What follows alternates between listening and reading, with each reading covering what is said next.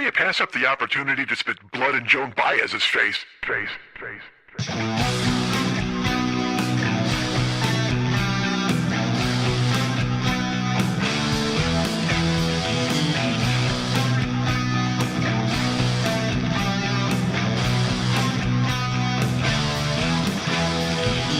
I've read Mark Twain. I've read Huckleberry Finn. I think I earned the right to go on the internet and see a guy get a chainsaw in the face. Dude, my dad was drunk and my mom was dealing with it. Guess what? I got raised by Cookie Monster. My cock looks like it's been in a hockey league. Time my stupidity. It's at the speed of goddamn light. I got a multiple clocks. Hey, what's happening, Mike Schmidt, 40-Year-Old Boy podcast. You know what? I'm going to get this off my chest right in the beginning of the show. I'm going to tell you right here from the jump. Ladies and gentlemen, I don't want you to think that I'm leading you down a primrose path. I don't want you to think that I'm leading you astray. I don't want you to think that I'm fooling you in some way. I don't want you to think that I'm trying to trick you by putting a whole bunch of podcast candy under a box with a stick, and then when you get under it, I'm going to yank that stick with the string, and then you're going to be trapped into the box for all eternity. I don't want to do that to you guys. I don't want to make you think that I'm going to pull out the metaphorical tablecloth underneath your metaphorical dishes here in our metaphorical kitchen. You remember Metaphorical Kitchen, don't you? Oh my! You know what? That's absolutely my favorite Woody Guthrie album. I'm not going to lie to you. That is saying something. Holy shit! Is that saying something? You're damn right. Because I think you all out there, everybody out there knows what a fan I am of Guthrie. Oh Jesus!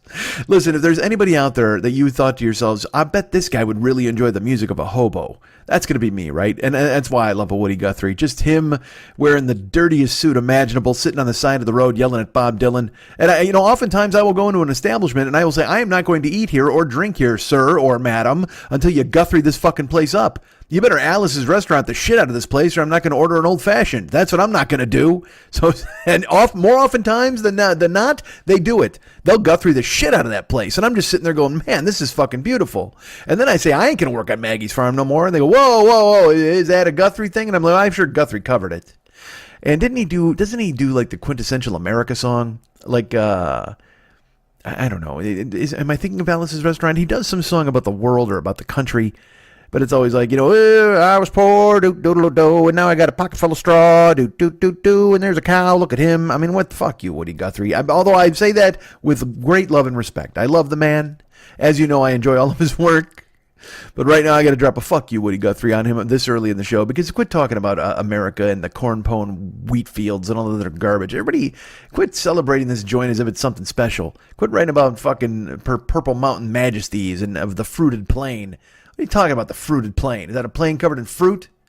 I don't mean a plane like a flying plane. I mean like an actual plane. Like they mean, like a fruited plane. I know what they meant. I think they mean it's a blossoming plain, like a wide open space or a field. And it is giving forth the bounty of the land. I'm not sure. Look, I don't want to analyze this fucking song for you guys, although I'm already halfway in. Above the fruited plain. America. God shed his grace on thee. God finds his way into a lot of these songs. All right, so again, folks, the point is, and I'll tell you what, you're probably rooting for the new show, the old show. You're like, what the fuck? Shut up about Guthrie in America, you dope. I do a Twitch stream, as you know, and this popped into my head that I should be doing something like this because I do a Twitch stream, which is where me play video games. Good Lord, I can't even fucking talk. I play video games, and I'll play for hours, or I'll play for some hours. And to be honest with you, lately I've been burnt. I started playing this game called Days Gone, and it's zombies and motorcycles and motorcycle zombies. I don't know. Everybody has a dystopian future that I have to go ahead and navigate through and find plants. It just seems like, again, I've played the best of the best games. So now you start playing these other games that are kind of just aping the really good games. So this Days Gone is kind of a combination of horse opera, which I was playing Red Dead Redemption 2. And also you combine that with The Last of Us, which I talked about with giraffes and fun stuff like that. You combine those two games, you take the best of whatever the fuck those are. And it's also, you're running around and you're looking for zombies. Okay, great. And then you're riding a motorcycle. But then, oh, look, there's some mushrooms. I mean, it's a strange combination. And then also, you kill some zombies and you drive down the street and you kill some more zombies. The story is just not, that was the whole point of God of War and these other games that I've played. The stories have been so strong, man. So I've taken actually... I'm starting here. Here's how do I put this? I've been playing games recommended to me by other people. Now I'm starting to get a feel for what I actually like. I have to, take into account the fact that I'm trying to get people to watch me on the Twitch stream as well. So I have to figure out what games are good for me, what games are fun for people to watch, and will the twain meet? Shall the twain meet anywhere? So I've been playing, I played Mortal Kombat for a while. You don't fucking care. But the point is, I have a Twitch stream. And there are new people who come to the Twitch stream every day. And I plug the podcast and things like that. And I did this, 10 shows ago, where I said, you know what, I've got new people coming in, so I'm going to introduce them to my back catalog. So we're going to do that again this week. I've picked a song. I've picked a show from 7 years ago this week. I think it's year 5. I'll get to that in a second, but I'm going to do some plugs here and get to that. And what made me think of doing this was our friend. We have a guy who pops into the chat room, because here's a neat thing. This is pretty cool. Not only are people finding me on Twitch via Twitch, they're just like, oh, who's this fucking guy? They see the name, whatever, they hop in. And I get my fair share of people making fun of me. Hey, is that a wig? Yeah, that's what I would do. I'd don a wig to come in and play video games. But it's the internet. Those people are going to come in and charm you with their fucking horrible personalities. But we're finding cool people as well on Twitch. And they're coming in and they're finding me and then saying, hey, I like podcasts. Where's your podcast? And then you tell them it's in the iTunes store and they subscribe to the damn thing. Or they can go to YouTube and hear all the archives from the past. And then people have written me and they're like, holy fuck, you're really funny. And I'm like, great, that's awesome. And then there was a guy named Big Squeaky. Oh, so before I even get to that, before we talk about Big Squeaky, the cool thing, like I said, was that not only are people discovering me via Twitch and writing me, but then also there are Never Not Funny fans who remember me from before or have heard me on the shows recently, and they are coming to Twitch, and they'll hang out with Elliot or Garen, one of the cool-ass dudes from Never Not Funny, and those guys will then send them my way with a raid. Like, Elliot will show up with 8 people. And I've had some people jump on board, which is pretty cool. People listen to me on Never Not Funny, and then they find me years later. They're like, holy fuck, you're doing this. This is awesome. And then they tune in and they hang out. And one of them, there was a gentleman named Big Squeaky. I don't think that's his real name. It could be. Perhaps he is Big Squeaky. You know what? He is. He's Anthony Big Squeaky. It's an Italian name, old Italian name. But Mr. Big Squeaky wrote me and he's like, hey, I really like these past episodes. I'm digging this. And then he said, I would really like to reach out. Do you still, is there a way to find them? I said, they're on YouTube. He goes, well, can you just send them to me? I go, well, I used to sell the box set. He goes, well, I'm interested in the box set. So I said, if you are, this is what I used to sell it for. And if you want it, I'll send it to you right away. And he did. The man bought an old box set, which, as you know, is years 1 through 9. That was the last box set we offered, and then I have 10 and 11 lurking. I have not uploaded them yet, because the box set was discontinued. But Big Squeaky, Anthony Big Squeaky, Tony Big Squeaky, said, hey, man, I'm going to reach out to you and try to get this podcast thing straightened out. And he actually bought a box set. So that got my wheels a-spinning, and it made me think that if somebody like Anthony Big Squeaky would reach out for a box set, perhaps I should take another, it's every 10 shows, maybe I'll do this, where I'll bring an older show out of the past, and let people listen to it. They'll hear, because you hear me now. Certainly, this is now me in 2019 talking to you in May and saying, hey, guess what? I've got old shows. And then I'll bring you, like I said, probably every 10 shows. Does that make sense? I think so. We'll see. And then I'll bring an older show, because then the people from Twitch can come over and they can hear me doing this right now in the moment. And then they can also hear something from the past. And then they can think to themselves, wow, I want to subscribe now because of all that in the moment stuff. But I really want to go ahead and try to acquire the box set, or a year from the past, where I could go ahead and catch up on this gentleman's past. And it is my past. Don't kid yourself. So today we bring you another episode from the past. And I tell you it up front because I don't want you thinking that I tricked you, because you're going to see the running time and be like, oh, awesome. And then you're going to be like, fuck, I heard that show already. And I don't want to be that guy. And also, hey, new people, let me go and explain my brain to you real quick. I feel like I'm cheating if I don't put out a new show, which seems ridiculous and foolish, and people are very nice. They go, dude, don't worry about it. But at the same time, I'm always in constant fear that my entire audience is going to fucking disappear. So you guys all showing up from Twitch, you guys are fucking cool as hell, because now it makes me think, oh, the audience is actually growing rather than people bailing. But at the same time, don't think I won't be gun shy this week in sharing an older episode. Now, look, it's a fucking funny ass episode. And it's very, well, I'll get to it in a second. Fuck it. Well, should I just do a plug first? Fuck, just talk. I'm going to do some plugs, and then we'll go ahead and we'll play the older episode. Holy shit. What a fucking colossal failure this is. All right, hi. Also, before I go, I need to tell you. Well, should I do this on the way into the other episode? No, I'll tell you this now. Hey, I know that if you're my age, you're 50, whatever the fuck, or if you're 30, or if you're 18, whatever the fuck. I get them all. I get the whole spectrum of people listening to this goddamn show. I'm going to tell you this right now. The Sonic the Hedgehog movie trailer is not the end of the world, okay? Can we all calm down, please? Can we just stop losing our fucking minds? I saw people online, that raped my childhood thing has got to go out the fucking window now. We got to grow up as a society. And I say this as a man who actually just watched Avengers twice in 3 days. And I'm not spoiling anything. I'm not going to tell you whether I liked it or didn't like it. I'm not going to tell you any spoilers because I want you to see it and enjoy it for yourself. People will always come to me and they're like, well, did you at least like it or what'd you think? And then this and that. And I'm not going to do that because I don't want to influence you either way. Go see the movie. And you owe it to yourself. If you've paid any attention to the Marvel Universe, you have to see Endgame, period. It's not even like a choice. You're compelled to see it. So please go see it. Because eventually I will talk about it. And, I almost did a YouTube video about it over the weekend. And I'm like, because here's what I do. This is what I do with myself. Hey, maybe I'll do an Avengers Endgame YouTube thing where I kind of review it and stuff. And then I went, nobody wants to see that. Because I'm a fucking genius, man. I still might do one. Who knows? It's only been a week. But still, you guys should tune in and check it out and see if you like it or you don't. And then let me know. And then talk to me. And then go watch my YouTube thing that I'll never do. Hey, hi. But I saw people panicking over the Sonic Hedgehog trailer. And I don't know fuck all about Sonic the Hedgehog. I know he's got to go fast. I know that Dr. Robotnik or whatever the fuck is trying to find him. And I know he's got a friend named Knuckles. That's a good name. And I know he eats rings or whatever the fuck. Because I will tell you, my mom loves... I think I've talked about this before. The only other thing I know about Sonic the Hedgehog is my mom loved him.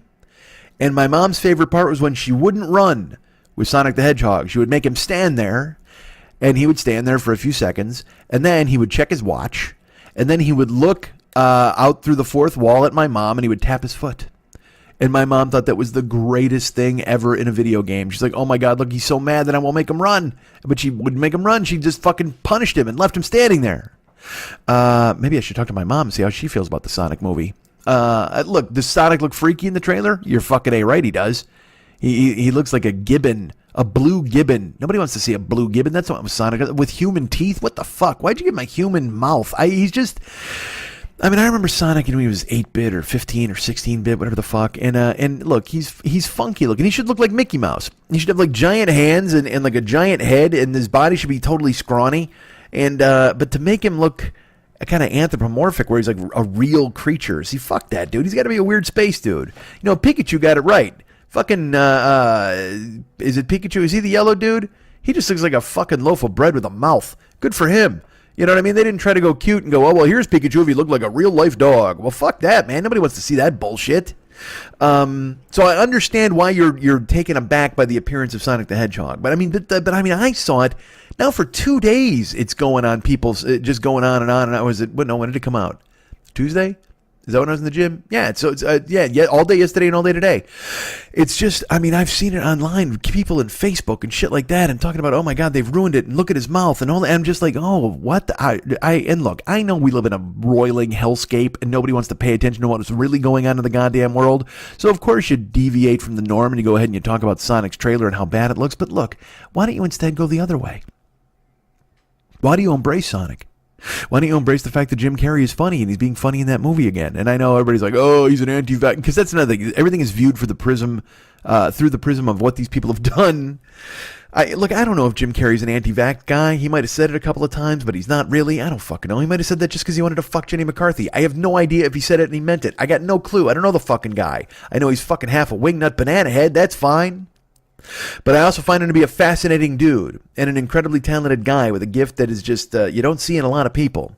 But also, if he spun off the fucking planet and he's anti-vax, then yeah, fucking throw him in a grave. I get it. But people are like, and also the people are like this abusive piece of shit because I guess his girlfriend killed herself. And then the Scientology people tried to come after Jim Carrey and say that he had something to do with it. And it's that thing where at that point, I already know far too much about Jim Carrey and his girlfriend and pills. And I don't care, man. I don't fucking care. I wish she was okay and she was all right and he wasn't that guy, or I hope he isn't that guy and nobody fucking accused him of it. I don't know, fucking dude, literally.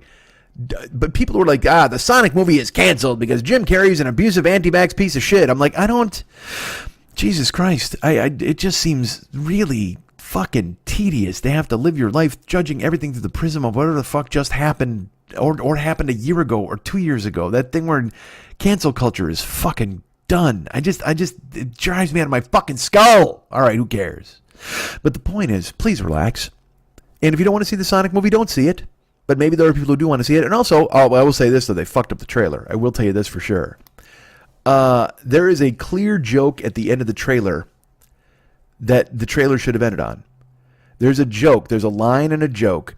And actually a reaction shot that follows the line. And that's your out. Comedy-wise, boom. He says a line, and you as an audience member laugh, and then a woman makes a reaction in the trailer. You are fucking done, man. And yet they add 2 more lines after it. They add, and one of them is not funny and not supposed to be funny, and one of them is not funny and is supposed to be funny, and that is bad. Because they give there's a human, and he says, I don't even want to give it fuck, it's a trailer. He's got Sonic in a duffel bag. And Sonic's like, I don't like being in a duffel bag because I'm Sonic. Man, look at my teeth. And then he walks up to a bus stop or whatever the fuck, and Sonic says something from inside the bag, and someone looks at the guy and goes, do you have your child in that bag? And he goes, no, of course not. And he goes, I have, there's a child in the bag, it's just not mine. And then a woman makes a face. You are done. But instead, the woman makes the face, and then there's a beat, and a guy goes, did you just say you have a child in that bag, but it isn't yours? And then Sonic inside the bag goes, it smells like Axe body spray and a ham sandwich in here. And that's the end of the fucking trailer. I think he said Axe body spray. I don't even know what the fuck he said. It smelled like cheap cologne and a ham sandwich, whatever the fuck. Which also is my second favorite Woody Guthrie album, by the way. Cheap cologne and a ham sandwich. Oh, I'll tell you. Oh, I smell like 5 cents. But I chase it down with a honey baked on wheat. Do Guthrie. He name checks himself. Oh God, sorry. In my Woody Guthrie fantasy, he name checks himself in his song about a ham sandwich. Of course he does. Why wouldn't he? Oh, death. All right, here's the deal. So calm down with Sonic. But yeah, they fucked up the trailer because again, the out is him saying, "Oh yeah, there's a kid in the bag. It's just not mine." And then you show the woman lean back, and then you're done. That's the out. You don't got to go ham sandwich and whatever the fuck else he said. And I will say this too again. All right, look, I realize I just told you to calm down over the trailer. I don't think it was exceptional. I don't think it was good even really. But I'm also not ready to. And also, I'm never going to see the movie. You know, forget I even brought this up. I know because I was going to say that it just looked harmless to me. But there are people who are like really mad at it. I guess it means something to them from being kids. I don't fucking know. Who knows? But I will tell you this: there's things in there that there's no reason to do, but yet they do them anyway. Why would Gangster's Paradise make you think of Sonic the Hedgehog? Why? It's so weird that song's in the trailer. That's the weirdest fucking thing I can think of. Fuck the teeth even.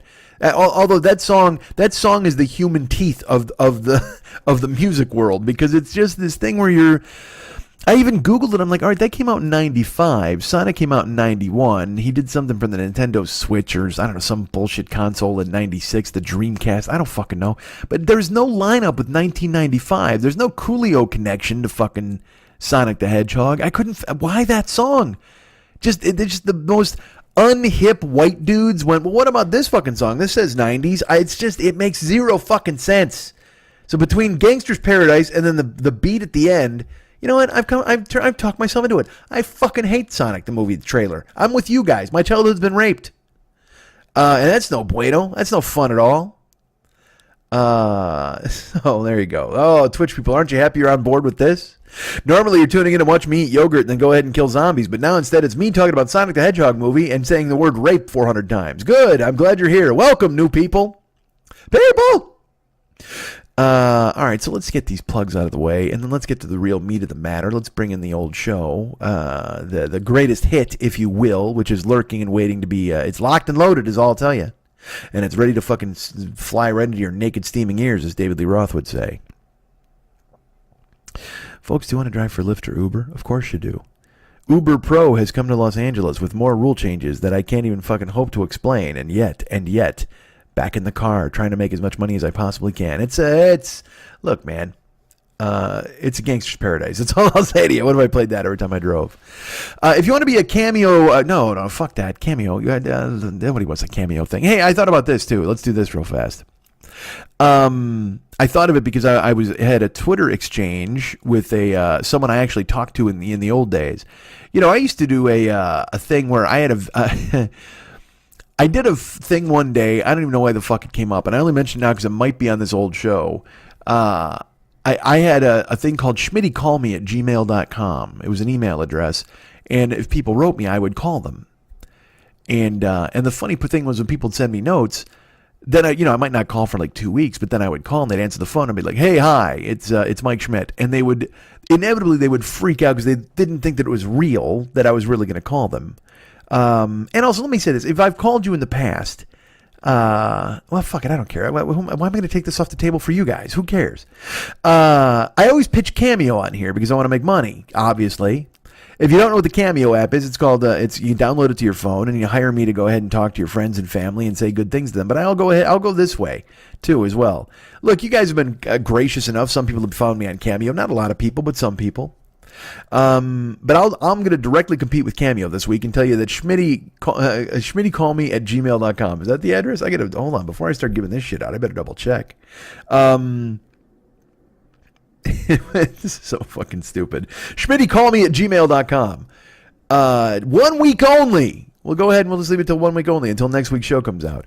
Until next Thursday morning. If you write me, I'll give you a call. I'm not saying when, but if you write me a note, and I mean, who the fuck? Look, you might not want to talk to me. You might not want me to call you. I totally get those things. I completely understand it. But it made me laugh because I had this Twitter exchange with this listener, and she was like, "You actually called me years ago on one of your promotions," and I thought, you know what, that was actually a fun promotion. I didn't mind doing that. I remember calling people from the Gelson's parking lot and having them freak out when I was like, "Hi, it's Mike Schmidt," and they're like, "What the? Oh my God, what?" But I've also met so many of you now. Like, I feel like nobody wants to participate in this, and that's totally fine. I don't have to call you, but I'm just saying it exists for 1 week only, ladies and gentlemen. schmittycallme@gmail.com. That's schmittycallme@gmail.com. schmittycallme@gmail.com, and I'll give you a shout. And we'll talk for either 10 seconds or 10 minutes. Who knows, man? It depends. Maybe we hit it off. Maybe we talk for an hour. Maybe we talk for 2 hours. How great would that be? Maybe I record the call and I release it as a podcast next week. Who knows what's going to happen, baby? So schmittycallme@gmail.com for 1 week only. 1 week only is active and alive. Still on Cameo as well. If you want me to call your friends and family and tell them you love them or you hate them, you can do that on Cameo. Download the app to your phone. But like I said, this week, 1 week only, schmittycallme@gmail.com. Write me a note and I will give you a shout. Who wants to drive for Uber or Lyft? It's you, isn't it? I think it is. If you want to drive for Lyft, use this code, and it's all capital letters. Mike 720057. MIKE 720057. Use that code if you want to drive for Lyft. It helps me out, helps the show out, and it'll help you out because you'll get a ride. You'll wind up somewhere fun and interesting, I'm sure, because that's where you're going. And also, if you're a first-time rider, I think I just said you'd be riding. If you're a first-time rider, use my code, Mike 720057, MIKE 720057. Use that code as a first-time rider, and I get a spiff off of that. Like I said, if you want to drive for Lyft, I get a spiff off of that, depending on how many drives you do. It's fantastic, folks. Also, Uber just as fantastic, equally as fantastic as Lyft in this referral game. Go to Uber and use the code, hold on, fighting off a goddamn yawn, DJZW1YTTUE. That's DJZW1YTTUE. Go ahead and grab that and listen to it and love it.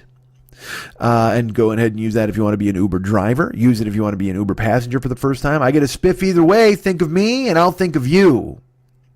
I've mentioned the Twitch stream, twitch.tv/the40year-old boy. Go and check me out. I'm usually there at somewhere between 3 and 4 o'clock in the afternoon is when I start. And then sometimes we go for 2 hours, sometimes we go for 8 hours. Who the fuck knows? It's a coin flip.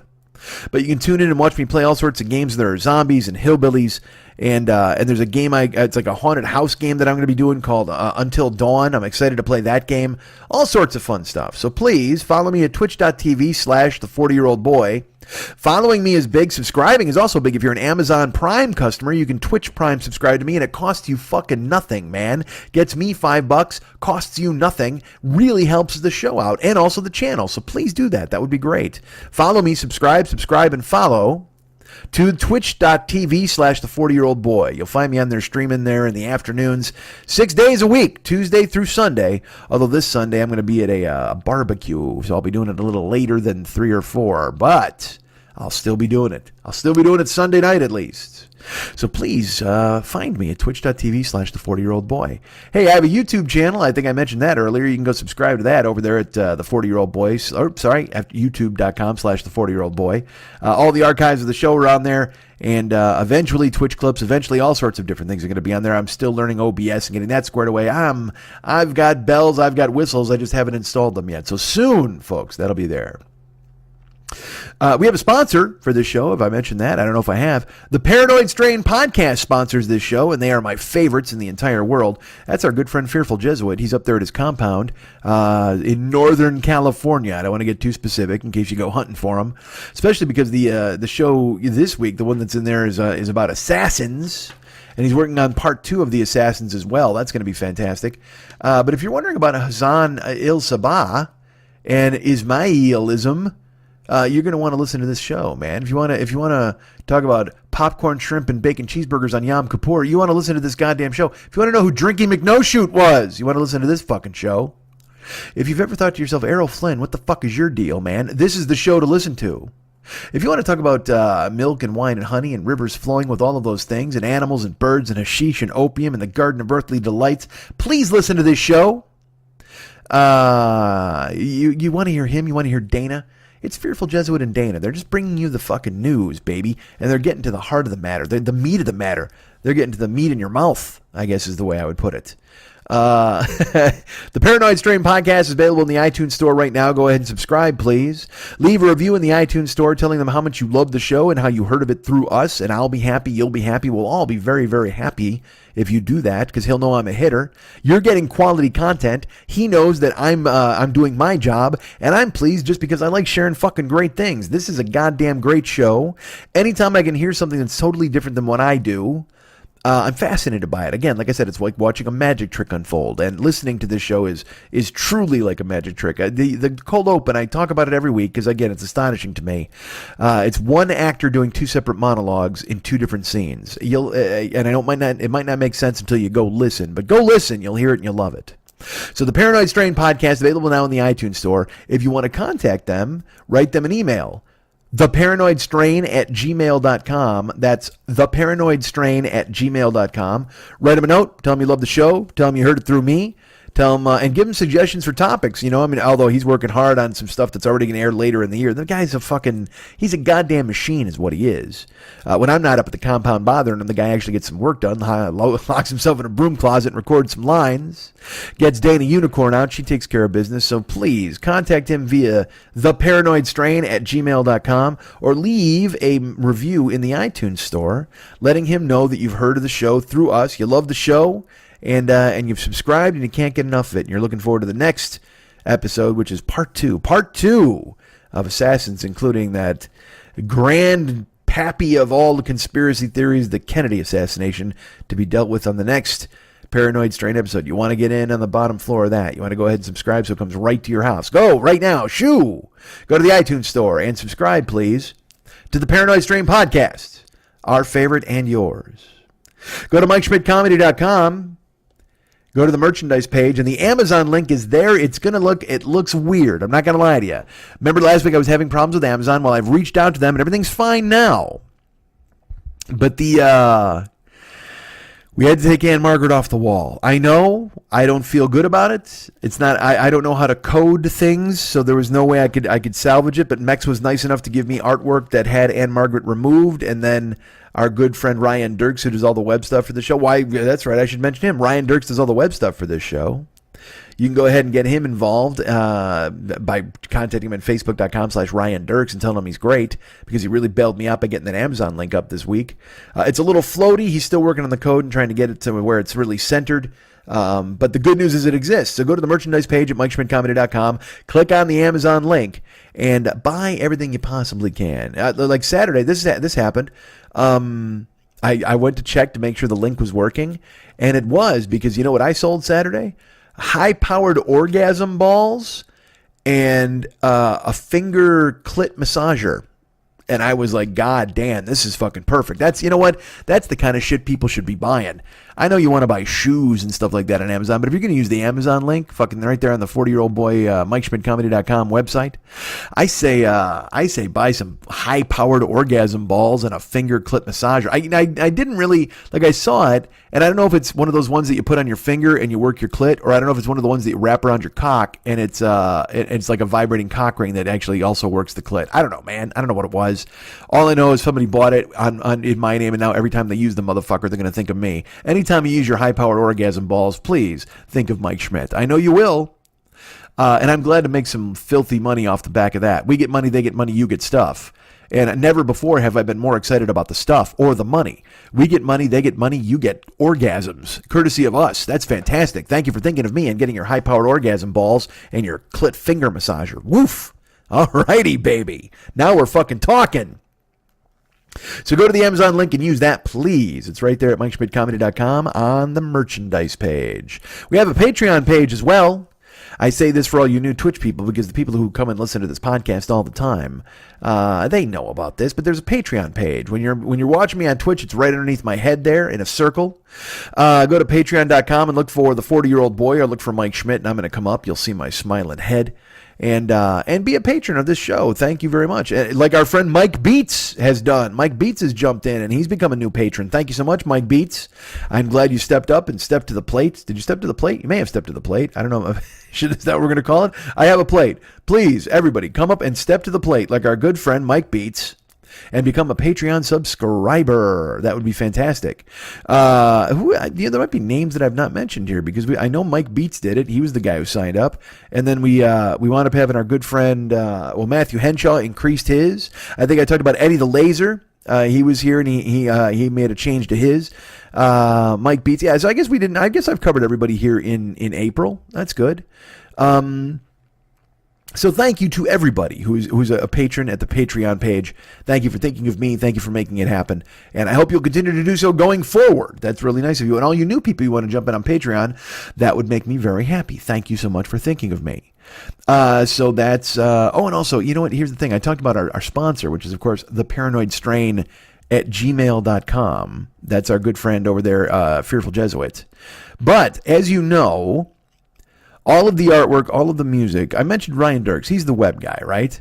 But, dudes, our good friend, David Hernandez, is the guy who comes in and he does all of this badass stuff, all the artwork, all the music, everything else you could possibly think of for this show.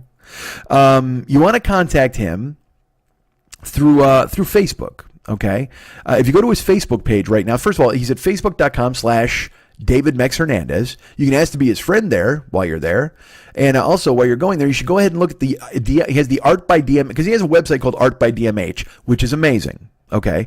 But if you really want to see the artwork and the stuff that he's kind of doing now, go to his Facebook page, facebook.com/David Mex Hernandez. And then he's got an Art by DMH album right there on the Facebook page. It's got his caricatures. It's got the Gycons, the Valscapes, portraits, things like that he's done before. You want to go ahead and look, because I guess the stuff on the website is, it's a decent representation, but you really want to see the stuff at the Art by DMH. And also, if you want to go to the Westside 86 Jokers page, which is my fan club page, you can go there and scroll through all the cover artwork he's done. It'll give you a real great idea about all the stuff that he does. And also, he's still available for Facebook profile caricatures, all sorts of things like that. But if you go to the Westside 86 Jokers page and flip through the cover photos, you will see the amazing work that he's done for me in the years past, changing the thing. He was changing it every week. until a couple of months ago. And then he's got the latest one, though, is just brilliant. It's up there now. So go to facebook.com/David Mex Hernandez. Become his friend. Also go through his photos, check out the Art by DMH album there and see all the stuff that he's done in the past, a lot of examples of his artwork. You can contact him through his Facebook page, or you can also get him at david@artbydmh.com if you're not a Facebook person. He also has a new page that is available at Facebook. It's a closed group. It's just, if you Google it, I'm sure you'll find it, but it'll say it's a closed group, and then you have to go ahead and get in. It's called This Is Dumb, That's Dumb, You're Dumb, I'm Dumb. And that's a page that he's created. It's a closed group, and he's actually creating a bunch of different characters there. He's putting out all sorts of illustrations all the goddamn time. When you do want to join, so if you go there, it's a closed group. Okay, and it gives a real good example of the characters he can create, the content he can do for you if you're interested. And if you want to just join the closed group, you will have to answer 3 questions. I need to warn you about that. There may be something about the velocity between an air-laden swallow and a ground swallow. I don't fucking know how it works, but if you want to join the group, go ahead and do so. Find that Facebook page. This is dumb, that's dumb, you're dumb, I'm dumb. And go ahead and rap on their door, and they'll ask you 3 questions, and you can come in and check it out. And again, if you still want to see artbydmh.com, it does exist. Go ahead and check it out. It's there. But you really want to get a hold of him at facebook.com/David Mex Hernandez. That's facebook.com/David Mex Hernandez.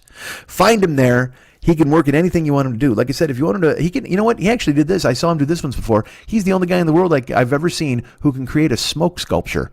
Yeah, that's right. He lights a fire, grabs a handful of smoke, and he turns it into whatever the fuck you want him to. He's fucking talented. He's like a shaman. He's like an art shaman.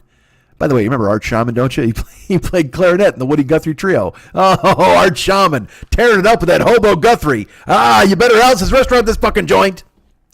So please, you can get him through his Facebook page or get him at david@artbydmh.com, but he's the best, and you want to get him on board with doing some work for you, and go ahead and find him there. And now, folks, we move on to this week's special feature, I guess.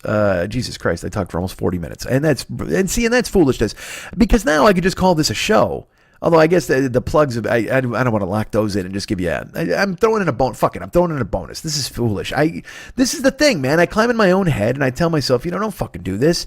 And well, it's not even about, you don't want to hear this bullshit. The point is, I want you to have, I want Twitch people to hear an older show. All right, that's just the decision I made. But then when I wind up talking for 40 minutes, I wonder if I've scared them off. I'm a weird fucking dude. Ignore me.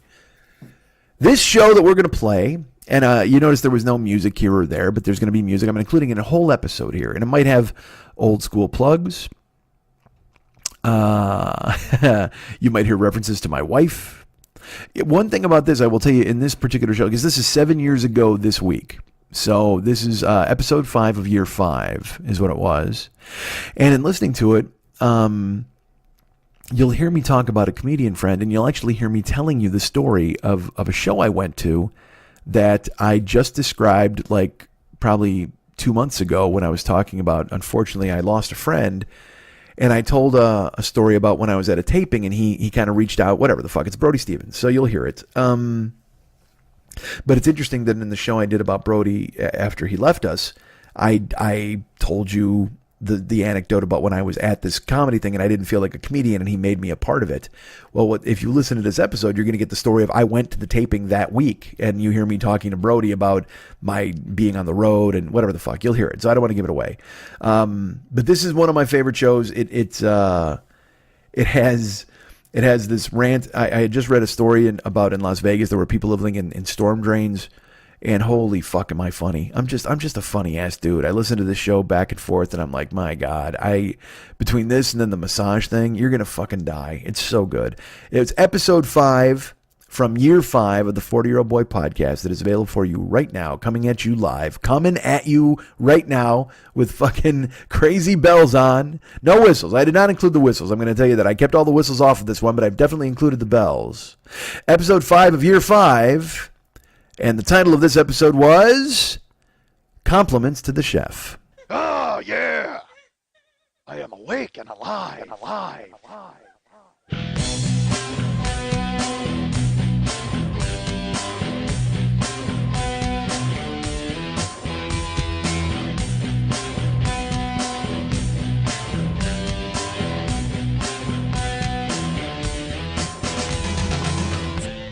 I'm so great I gotta say it twice and cut it out once. My head's a syrup bottle that's getting tipped over every Wednesday. You're a storyteller in a storytelling podcast, and the only story you're telling now is a story about stories you don't want to tell. What the fuck? Hey, what's happening? Mike Schmidt, 40-Year-Old Boy Podcast. You know what, folks? She was pointing for, like, was it a minute? It seemed like a minute. She was pointing and recording and recording and pointing. I say you leave that silence in. Because we'll have the theme song, and they'll just have, like, this long-ass silence. Everybody's like, oh, fucking Lily, she didn't put the show up. Because, you know, that's the first thing they think of is fucking Lily. Nobody's mad at me, because everybody knows I'm here and locked and loaded and ready to talk. Hey, have mouth, we'll talk, folks. That's how it works with Mike Schmidt in Mike Schmidt land. Oh, my God. By the way, the worst amusement park you'll ever visit in your life. Oh my Christ, Mike Schmidt land is terrible. It is just, although I will tell you that what you want to do, the first thing you do, go right, you know the ball pit that you jump in at Chuck E. Cheese? I've got one filled with the candy from Trader Joe's. Oh, you just got to eat your way out of there. God damn it, that's actually not bad. I would get one of those ball pits and fill it with like candy from Trader Joe's. It would be, well, no, you got to have clean, you take a shower before you jump in. By the way, Lily, she was trying to indicate like that it would be there would be body odor and stuff, and she pointed at areas of her body that I would not normally imagine there to be any sort of filth. No, yes, that's exactly what you did, because she made a face like ew, and then she pointed here and here, and I imagined the candy getting caught under those places. Well, it's gonna caught under your tits, of course. Yeah, you might have candy under there now. How do you not? Oh my God, if you had giant tits like that, if I had big tits like that, I would have candy under them at all times. So when people came on, they're like, nice tits, I would literally lift them up and then candy would pour out like a piñata. Oh man, that's perfect. It's like a special bonus. Not only are my tits great, but look at this, they reward your children as well. God damn it. They provide sweets. Not only is my rack amazing, but it has sweets for you as well. God damn it. Why don't I run tits? I should run tits. If I was in charge of tits, that's what would happen. They would dispense candy from the bottom. Like a Pez dispenser with a tit on the top. God damn it, that's fantastic. All right, folks, so I should be the boss of tits. If somehow, look, when's the next election? That's the thing. I want to know when they're hiring. Is Tits hiring? We got to call Tits Inc. Is it Tits Inc? It might be Tits Industries. I have no idea what it is. Whatever. The bottom line is I got to get an application in there, folks. And by the way, copyrighted. We got to take this show and mail it to me so they don't steal this goddamn idea. That's right. Back off, Tits. You can't take the candy falling out of the bottom of Tits idea and not compensate me. And I'm not taking any candy out of your tits either, motherfucker. I want cold green cash. I can't. This is a money idea. This isn't a candy idea. Look, I got plenty of ideas that are candy ideas. This is a money idea. And holy fuck do I need it at this point in time. I need money. Folks, I am ready to just perish. I don't know what the fuck's going to happen. I'm just going to tell you that right now, without revealing too much. Because, it's funny, this show is drawn from my life, and I tell you things that are from my life, but I can't tell you some of the shit that's going on now. I can't. I want to. I really would love to. I don't know why I want to. What's that going to do? It's not going to do anything but depress you. Because you sit there right now and you're thinking to yourself, Mike's life is nothing but laughs and money. And I know you feel that way. I know in your heart you're like, except for the people who write me and are mad that I bitch when I don't have any money or when I get mad about stuff. I had a guy, look, all right, look, listen. Folks, if you don't like this show or if I say things that just stop listening. Just stop. I'm not going to correct them. I'm not going to change. You understand that, right? We're in year 5 of me acting like a jackass. It's not fucking changing. I'm a jagoff who's trying to evolve, and hopefully things will change in the interim. But I mean, but when it gets right down to it, I'm still this guy. This is who I am. It's not going to fucking change. There's a person out there who's a nice man. I'm sure he's a wonderful man. He's offered me I've talked about him before because he wrote shitty things to me. Not shitty. See, this is where it gets to the root of this. God damn it. Listen to me. He bitched when I bitched about the Vitamix. When I talked about the Vitamix, and I was like, oh, he's like, hey, why the fuck do you even need a Vitamix? And then you whine about it all the fucking time, and it's like, God damn it, dude, what? Stop listening, all right? If you don't want to hear about my adventures with a blender, just get the fuck off my feed. That's another thing that makes me laugh. I'm on Twitter, and there's a guy I follow, and he's a baseball guy. He's just a baseball guy. But then people will write mean things to him, and he goes, get the fuck off my feed. What? Yeah, well, how tough are you? Really?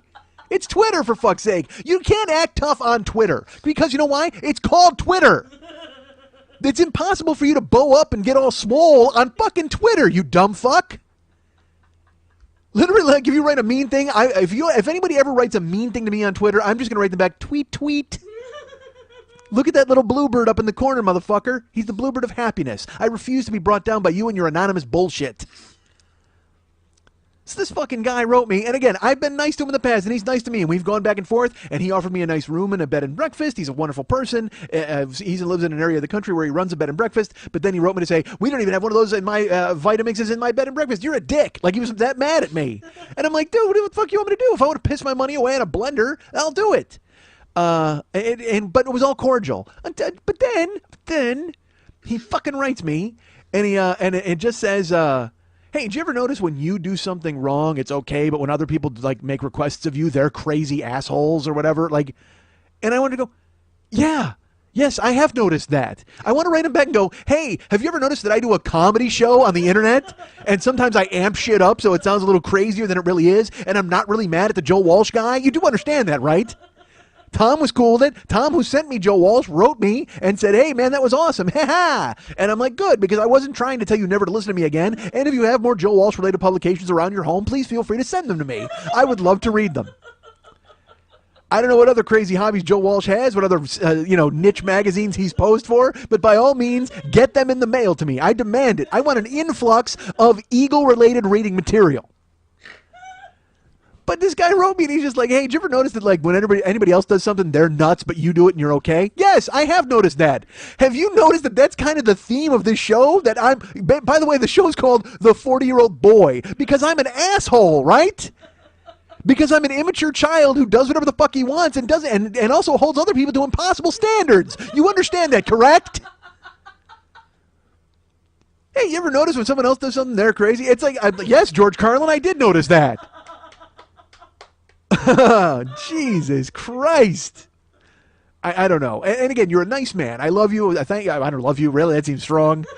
I don't know if you and I have bonded to the point now where I actually have brought you into my heart as someone I care for. And yet, as a listener, I do tell you that I'm happy that you're on board. But you're more than welcome to stop listening anytime you'd like. And when he writes stuff like that to me, it makes me. When anybody writes stuff like that, you're not the only one, Bed and Breakfast. Other people have written me ridiculous shit, and I'm always like, are they trying to solve the mystery of this show? Is that what they're trying to do? Folks, there's no chewy center to this show. It's all hard candy. This entire fucking show is hard candy with no chewy center to discover in the middle. There are no licks to get to the center of this show. If Mr. Owl's like, hey, how many licks does it take to get to the center of this show? None. He would go 1, a 2, a 3, and then he'd bite it, and then he'd break his fucking teeth because it's hard candy, motherfucker. Quit trying to get to the bottom of it. My show's not a Scooby-Doo mystery. You and your dog and your hippie fucking friend and your idiot in the cravat and your nerdy girlfriend and the hot chick can pull your van over and quit analyzing my fucking show. I do the show that I want, and I'm going to do it, and I will do it, no matter what you meddling kids seem to think.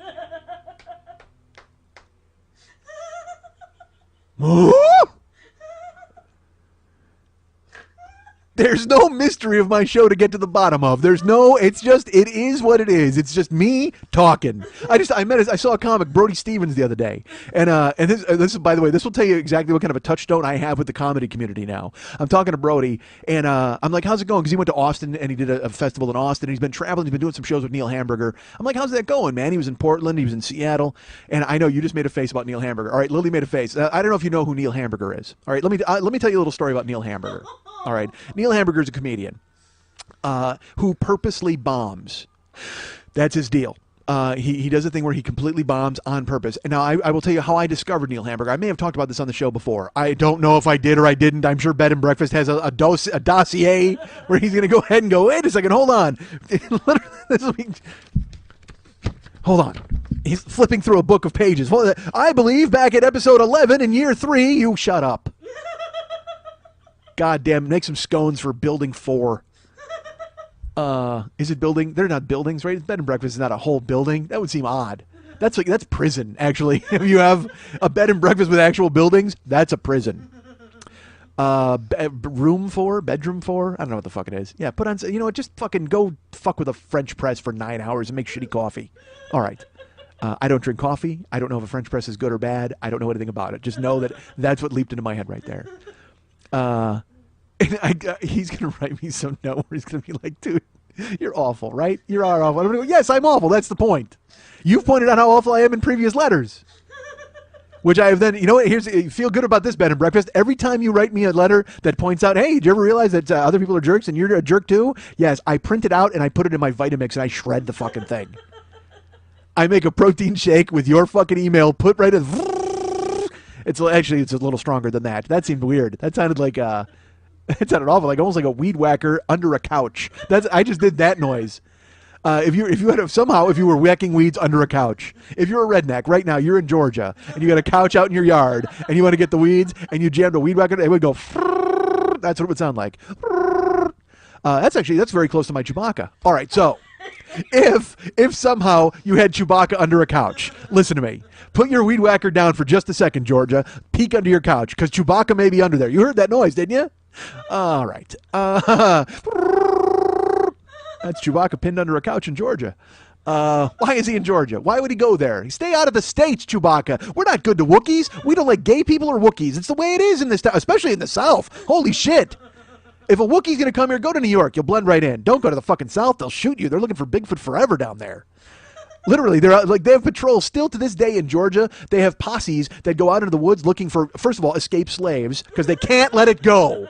Why can't you let it go? I got news for you. If a slave fled the plantation in 1811, A, good on him for being able to hide for fucking 200 years. And B, I'm going to assume he hasn't set up camp. If he somehow got away from you, Georgia, and he went into the woods, he has exited the woods at some point. There is not an escaped slave colony living in the woods right now trying to stay away from you because slavery may still be in effect.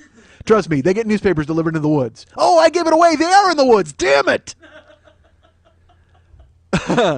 So if you're a Wookiee, stay out of Georgia. All right, so because as they go out with their posses and they look for escaped slaves, they will see you and they're not going to know what to make of you. First of all, they're all going to think you're Bigfoot. As I've mentioned, they're all going to think you're Bigfoot, and then you're just going to get filled with Southern bullets. I don't want that to happen to a Wookiee. So right now, if you're a Wookiee and you're in Georgia, hide under a couch.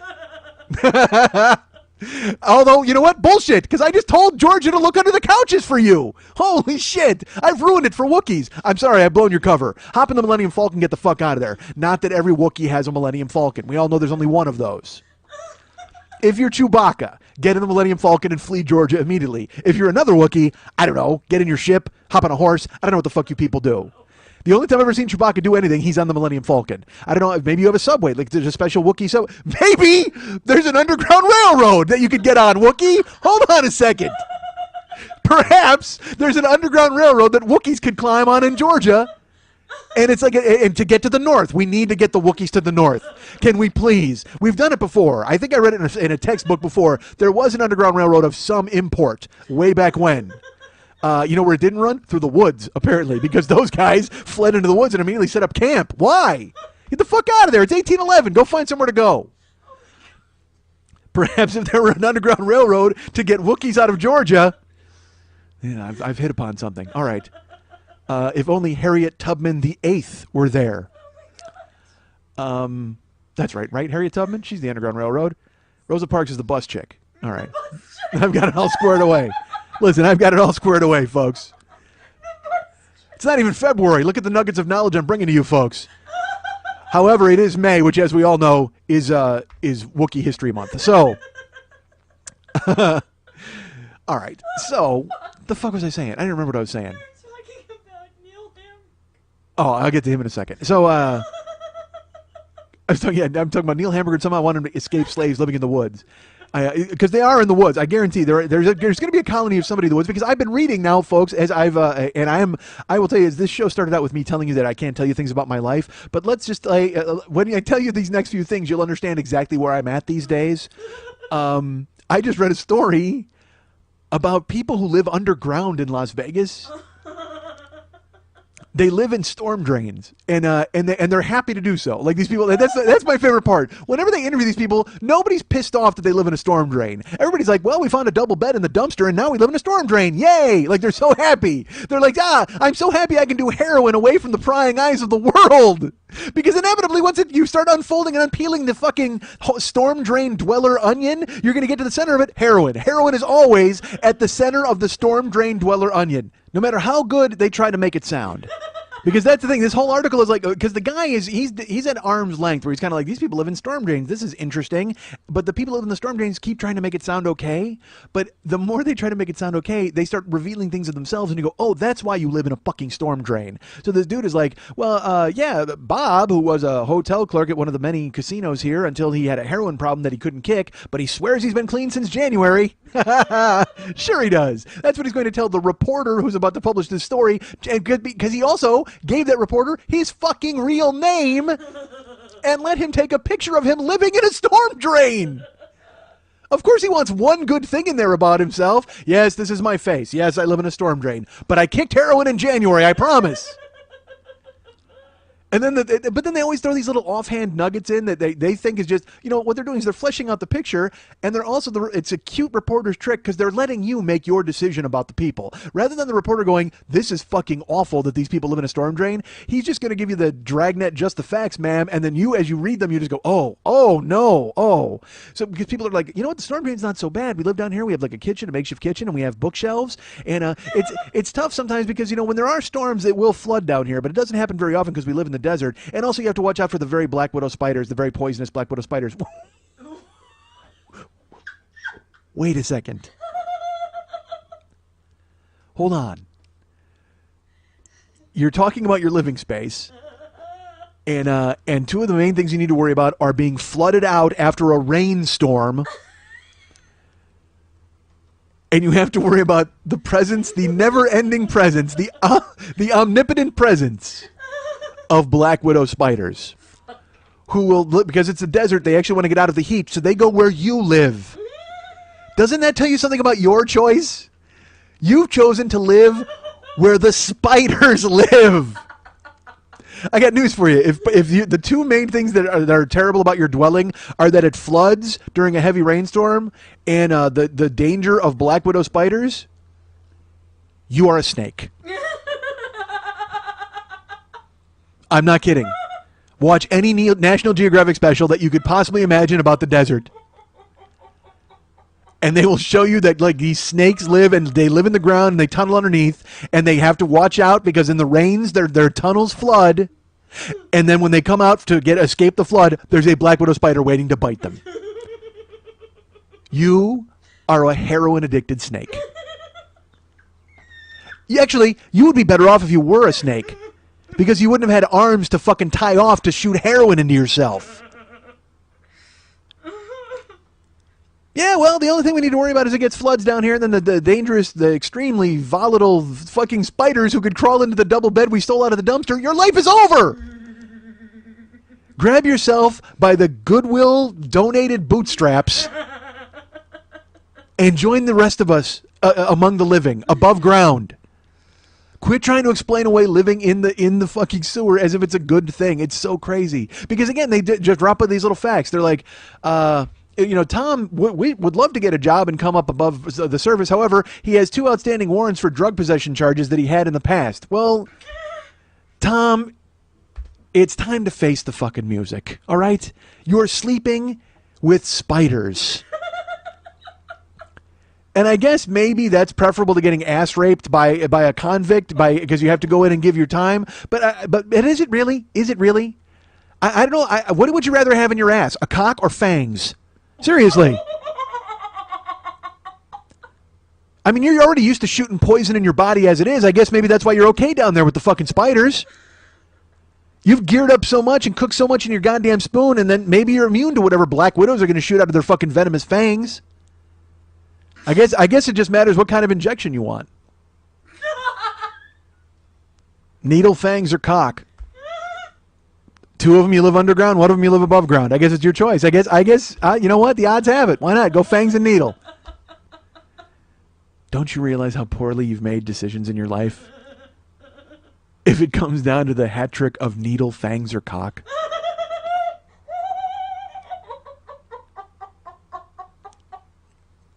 God damn it. I'd rather be a Wookiee in Georgia than you, pal. Let me tell you that. Needle, fangs, or cock. That's not a choice anyone should ever have to make in their lives.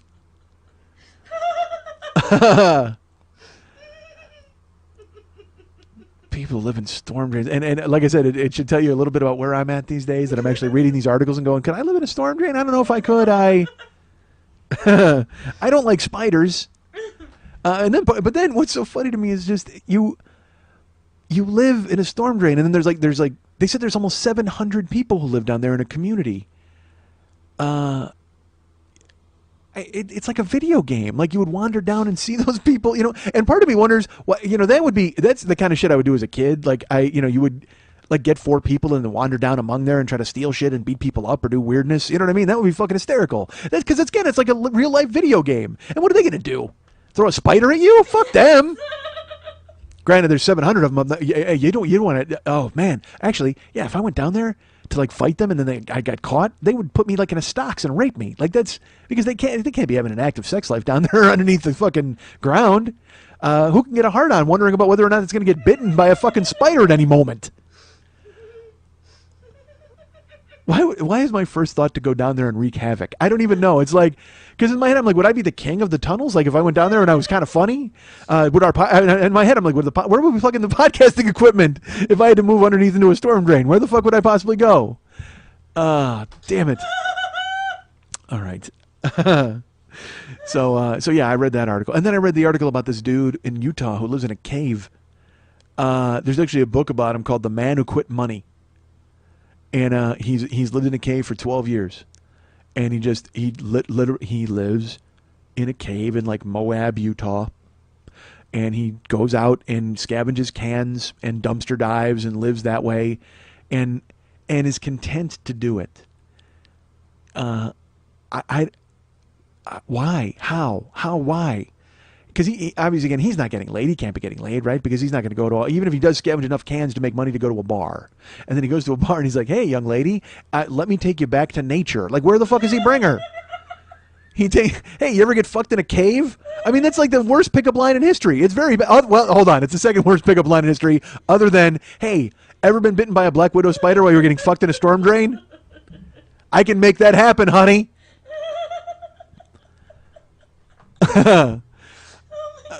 And why do I go to getting laid either? I mean, it's like, if you live in a fucking storm drain and you're shooting up heroin and dodging spiders, you're not really thinking about getting laid at that point, are you? I wouldn't think so. But aren't we all thinking about getting laid at all times? Isn't that what we're thinking about every single fucking moment of our lives? That's why I couldn't go to a cave. So the only good thing in a cave is like, you'd be like, well, because there's that thrill of fucking outside. I'm a fan of fucking outside. But it's like you got to convince the other person to come back with you to the goddamn cave. And that's just got to be a chore. I mean, I don't care how many drinks you get into a chick at the bar to go, no, really, come back and check out my cave. She's never coming back. I mean, because, he lives in the front of the cave, but, he just goes to the back of the cave and throws the skulls down the bottomless pit that he discovered, right? And that's the thing is when they try to write these articles, they try to make these people sound like the ones who make sense. Oh, yeah, they decided to live in a storm drain because it's best for them. Hey, this guy gave up money, so now he lives it. It doesn't. He's eating refuse. This guy's eating like rotten vegetables, and they're like, well, we throw away so many vegetables. It's just a terrible waste in this country. Yes, fuck. I don't care. I don't want to eat the thrown away vegetables. I don't have to. I can go in and buy vegetables that are fresh. I don't need to wait out back for you to toss out the garbage, whether it's a fucking waste or not. I understand that it's bad, and we should be giving it to soup kitchens, wherever the fuck, but you aspire not to eat the rotten vegetables, right? Shouldn't that be your whole goal in life, is to not ever have to eat the rotten vegetables? We all want to eat fresh vegetables. We want to eat local and organic and fresh. Nobody wants to go out back and have, I mean, if that's the case, just eat fucking grass. I mean, seriously, that's plentiful. That's everywhere. You don't even have to wait for them to throw it out the fucking back door. Go make a fucking grass soup. Eat tree bark. If you can eat all that bullshit, then that's fine. I don't understand the logic of it. Oh, we waste so much in this country. Yes, we do, because we can afford it, because we're fucking America, all right? America was founded on rotten vegetables, and it's going to continue being that way. And if you want to live in a storm drain and dodge fucking spiders, or you want to live in a cave and try to fuck girls with your fucking bad plantains, good for you. The rest of us will eat fucking apples that are fresh. Or go find an apple tree. That's another thing, motherfucker. I understand if you're in Utah and you live in a cave and then you go, I got to eat rotten vegetables. Go find, there's got to be like a vegetable patch or a fucking tree, like a wild lemon tree or some shit that you can go find, right? I'm out here dude, move to California. There's caves here. Find a cave here. God damn it. There's got to be because we have plenty of trees and shit with fruit here. Shoplift. Go shoplift. That's fine. Be an anarchist. I don't care if you want to be an anarchist. That's fine. But don't pretend that you like living in a cave and you. Because again, then they have like that stack of books. Look, dude, how many times are you going to read the same books? Eventually, you're going to get to page 41 of a book you've read 400 times. You can look around and go, "Fuck, I live in a cave." Up, time to go get some rotten lettuce. What the fuck? Kill yourself. End it. End it.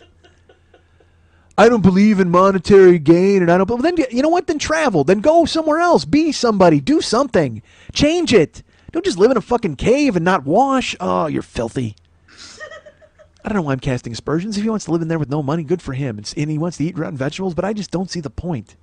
And maybe it's because I'm getting very close to having that happen. Because, you know, maybe this guy at the bed and breakfast was right. I shouldn't have bought that Vitamix because now I'm going to live in a fucking cave with just a blender. Where do I plug it in? Where the fuck do you plug a blender in? In a storm drain. Honestly. And folks, you have no idea how close I am to finding out. Oh, if it weren't so.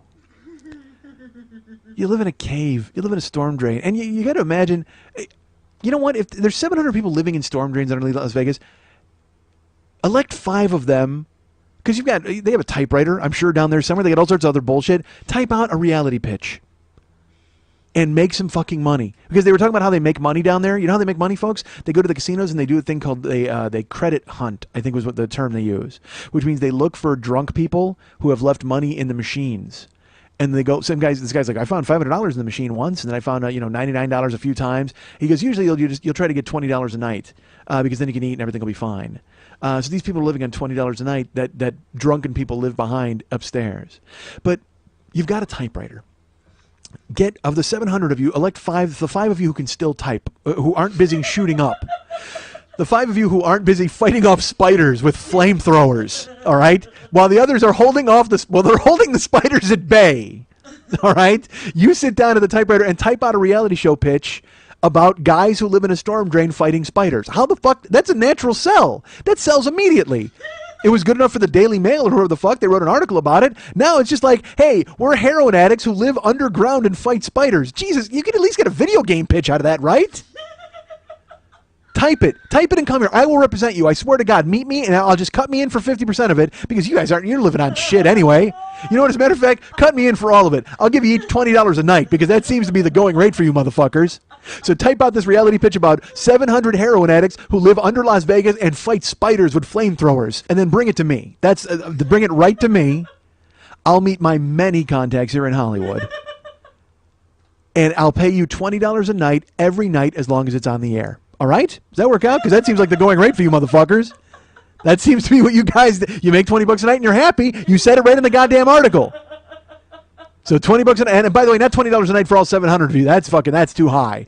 Just for the five guys who typed it, and then you can divide it with the other 700 however many fucking ways you want. So do that. Get the pitch together, bring it to me. I will meet my many contacts here in Hollywood, and I will get this on the air. And when it's on the air, I promise, $20 a night for all 5 of you, and you divide it among the 700 however the fuck you want to. And I think we already know the name. Needles, Fangs, or Cock. This is the 40-year-old boy, and coming up later, Sabrina Vitale has tawdry beach sex, then beats your dumbass in a street race. A Kickstarter reward.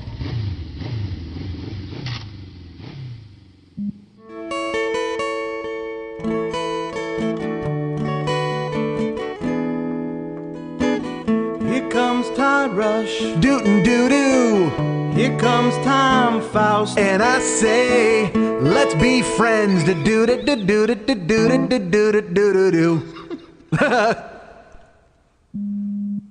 was a Kickstarter reward. I wasn't allowed to sing on those, so I'll do it now. I'll back tag it with a special song. Kickstarter reward. Actually, I do it this way. Kickstarter. There you go. Chewbacca under a couch. He introduces the Kickstarter reward. Georgia. All right, so, folks, I want to sing. I would love to sing. Dude, if you could sing, singing would be amazing. Like, if I could sing, I would sing everywhere. And yet you see people that go to karaoke and can sing, and you're pissed at them because you're like, yeah, we get it, you can sing. But in reality, at karaoke, if somebody shows up who can really sing, let them fucking sing all night and just make it like their concert, but then they're not getting paid. I would do that. Why do you shake your head no? If I go to a karaoke bar and someone's really good, Unless it's a dude. Fuck a dude. But if it's a girl who can really sing, boom. Let that girl sing all goddamn night, and then we'll just all clap. I mean, let's turn this bullshit extravaganza where we have to listen to everybody indulge their nonsense into one woman's show.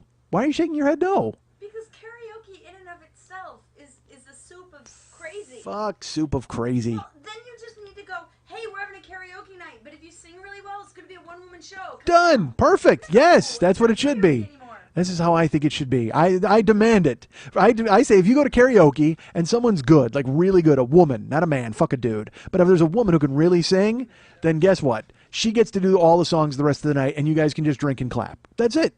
All karaoke should be, at any moment, at a moment's notice, all karaoke should turn into a concert. At any moment, if someone's good enough who walks in who can do it. If they're willing to give up their night and not get paid and just show off their talent and just get kudos, boom, they should be able to clean up and do the whole fucking thing. Because if I could sing, man, I would sing fucking everywhere. I'd be in Home Depot asking for, where are the boards? I mean, I'd just be like an asshole. Do they have boards at Home Depot? I think they do, right? What do they call it? Lumber? I don't know. Where is the lumber? I would sing like a jackass. I would sing everything. I would sing directions. I would sing my phone message. If I could sing, I would sing like a motherfucker. And you'd hate me because again, like I said, fuck a dude. But still, it wouldn't matter. I would sing in a grocery store. I wouldn't. It's like if I had a big cock. If I had a big cock, I wouldn't wear pants ever. Are you shitting me? If I had a fucking hog, I would wear like tight shorts, and there would always be the possibility of it peeking out the bottom of the shorts. I mean, I'd be proud of it. I'd be like, yeah, that's right. What if I could sing and I had a big cock? You would hate me. Holy shit. God damn it, a hung guy who can sing? That's got to be your worst nightmare. Because he wanders into karaoke, he takes over the joint, and then everybody's like, wow, look at that hog. I mean, duh. Well, fuck a dude. I don't care if he's hung or whatever. All right, so. But that's just the rules, man. If that's the way it is, if someone's good at a woman's good at singing, she gets to take over a whole karaoke night. If you got a big cock, you don't have to wear pants. Done. I'm making these laws, folks, based on the things that I would do. If I could sing, I would sing anywhere. If I had a big cock, I wouldn't wear pants. Done. It's like that's the rules. It's like, all right, here's another rule. If you're a massage therapist, you have to give hand jobs. That's it. That's your job. You can't file a lawsuit because somebody wanted a hand job because guess what? You're rubbing a naked person. You're very close to giving them a hand job. So you can't really be upset when they look at you and go, hey, how about a hand job? Because that's kind of what you're doing anyway. You're giving them a hand job, just not in the one area they want. You've given them a full body hand job. If you're a massage person, you have just given, that's what you do. You give full body hand jobs. But you just don't give the release. So when the person says, hey, can I get a release? You can't run to a lawyer and sue that person. That person made Welcome Back Kotter. You can't sue that guy. You can't be upset because you know what? If anything, that's like compliments to the chef. That's like a compliment to you because it says you're doing such an amazing job. Your full body hand job was so amazing. They were like, you know what? Why don't you concentrate it right in this area here? How about it? There's towels around. You're not going to get any on you. I mean, I'll tell you where to point it so it doesn't get on you at all. I mean, they're being courteous. They're working out for you. They're taking the initiative. You're already giving full body hand jobs. What's wrong with the release? Why not? Especially if they say point it away or you got to make sure they're in the moment. I will tell you that. If the person that requests release then does not tell you when release is occurring and then it gets on you, call the lawyer. All right, go ahead and call the lawyer at that point. But if just the mere suggestion of, hey, give me a hand job, I think you're out of line, quite frankly. I think because you know what? That person requesting it made the movie Phenomenon. Did you see Phenomenon? It's a fucking brilliant movie. It's a genius movie. I actually watched Phenomenon, and in my head, I was like, that's me. Like, I know that sounds stupid and weird, but it's like, because I get that look from people all the time where they're just like, what the hell? That guy, who's that guy with the big dick singing karaoke? And I don't get that look ever. That's a look I would pay. Every dime I ever make the rest of my life, I would pay for that look. Just to get that look from people like, who's the big dick guy who sings karaoke? Ah, that's me. Don't you just wish that some things you just want to raise your hand to. Some things you wish you could just raise your hand and go, yep, guilty as charged. I'm the guy with the big cock who sings great. God damn it. Why can't you be that guy? And I recognize some of those guys are out there. And fuck it, dude. I know, get that. I don't care. But if some guy, if you're already giving a full body hand job, there's no reason for you to run to a lawyer when the person says, hey, why don't you put a finger in my ass? Quite frankly, it just shows it's a compliment. It's compliments to the chef. It's like if you went and had a meal and you ate and you're like, oh my God, this is fantastic. Please tell the chef I thought this was fantastic. Well, if you give a full body hand job and the guy's like, dude, put a finger in my ass. And you're like, what? And he's like, well, you're so good on the outside of my body. I can only imagine the wonders you could pull on the inside of my body. And all it is a compliment to you and your abilities in your skills as an overall hand job giver. A full body hand job giver. That's what you are as a massage person, right? You get it. Tell me, let's put it this way. You chose a profession where you can rub naked people. That says it all as far as I'm concerned. Because what are you doing? As a kinesiologist or a fucking, I don't know what reflexologist, whatever the hell I don't know what you describe yourself as, masseur, masseuse, you're a full body hand job giver. That's it and done. Whether you're in a fancy spa or in a fucking Taiwanese hovel, you do the same fucking thing. And there's nothing wrong with getting a little out of you. You know what I'm saying? And by the way, that noise, that's Chewbacca trapped in a storm drain. I don't know if you know that. We've heard Chewbacca trapped under a couch in Georgia. If Chewbacca was trapped in a storm drain avoiding Black Widow spiders, that's him trying to tunnel out through the 1.5 inches of filthy fucking water that's under your stolen bed. You fucking junkie, get a job. God damn it. I'm so close to joining them. That's the thing you people don't understand. I'm so close to living in a storm drain. I would be the king of the fucking storm drain. I'm hilarious. If only I could sing. If I showed up with my big cock singing in the middle of the storm drain, I'd be hailed as a hero. I'd be number 701. Certainly there's 700 people down there already making away. But if I show up big cock and fucking great singing voice, everybody's like, this guy's our king. God damn it. I don't get it. You already rub naked people. That was your choice. That was your career choice. You went to school and they said, what do you want to do? You said, I want to rub naked people all over their bodies. What's your desired goal? What's your end game? To get knots out of shoulders? Nobody wants to do that. Nobody grows up going, oh, I can't wait to get a knot out of somebody's shoulder. Fuck that. You fell into that because you are very close to jerking people off and you know it. Please. That's your job. It's like you're not even, when you went in, you should have a degree in cockteasery. That's what you have. Fuck reflexology or kinesiology. You have a cockteasology. That's what you are. You're a cockteasologist. And you can't run to a lawyer because someone's wanted you to jerk them off. Because I don't know if you're aware of this. That guy was in Pulp Fiction. All right? That guy was in Pulp fucking Fiction. You can't sue him just because he wants you to touch his anus, as it said in the lawsuit, which made me laugh. And my favorite thing is they're like, they said that Travolta got up and lumbered toward him with his erect penis going from side to side. And I'm like, you're not supposed to do that at the massage place? Because I got to tell you, every massage I've ever had, I wound up lumbering around with my erect penis going from side to side. I don't know if that's something I'm supposed to be avoiding or... I mean, I guess if I was coming at somebody, that would be a different story. I'm usually going to get my pants and get the fuck out of there. But I mean... You guys, I guess you're feeling a little trapped as the guy from Michael spread his angel wings and his legs and said, please touch my anus. I mean, I guess I could see where you think that would be some sort of illicit request, but I'm sorry. Put yourself on the other end of your healing hands. If you were laying there getting all relaxed and then you got a hard on and it's like, well, this guy's good with his hands and he likes touching my ass, flip it over. Boom. That's just my front ass. Go to work. I need a little work done on my front ass. And I'll tell you where to point it so you don't get any on you. But even if you do get it on you, again, sheets, towels, you're already covered in oil. What the fuck? Honestly, that was your career choice. You chose to be covered in oil and rub a naked dude. You can't file a lawsuit. That guy was in The Punisher. Ugh. And maybe I'm a little biased. Maybe I like John Travolta, and maybe I don't think that you should go ahead and go after him because he's John Travolta, for fuck's sake. I mean, again, there's some things you do. If you can sing, you should be able to sing anywhere you want. If you got a big cock, you don't have to wear pants. If you're John Travolta, everybody should have to jerk you off. That's it. That's a story you tell. I don't know what your end game is. Are you trying to get some money out of him, or are you going to sue Scientology at the end of it? I mean, and Albert Brooks made me laugh because yesterday everybody else is like, Travolta, gay, whatever the fuck. And Albert Brooks just typed on Twitter, he just wrote, you'd think Scientology had their own spa, which is fucking gorgeous and understated and perfect. And when you get to it, yes, he's absolutely right. Why do they not? It's Scientology. How much money do they fucking have? They should have a hand job room. I've been in the Scientology building because they want you to go ahead and they go through all the... I told you, I took the personality test and all that bullshit. And when it looked like they were losing me, they had the hot chick come in to try to close me. So would she have jerked me off, quite frankly, if I'd have gone for it? Because, I mean, it seems to be that's the MO with those people. Why not? So if she's going to jerk me off, why didn't she jerk Travolta off? And I granted Travolta... And it's funny because there's like... And now, this is... All right, 2 people filed lawsuits this week, but there are... dozens of stories about Travolta. I mean, John, get a concubine or a boyfriend, or I mean, Buy Neverland. You know what? Just buy Neverland, but just invite massage guys. I mean, it's like, avoid kids and just buy Neverland and invite massage guys. They'll go on the Ferris wheel and you'll feed them popcorn, and then it'll be just like an 8-handed jerk-off, 4 at a time. Keep it on the QT. Keep it quiet, Barbarino, honestly. Just have Neverland and a bunch of massage dudes there, because then they know what they're in for. They know that when you strike that pose, they grab your rubber hose. That's how it works.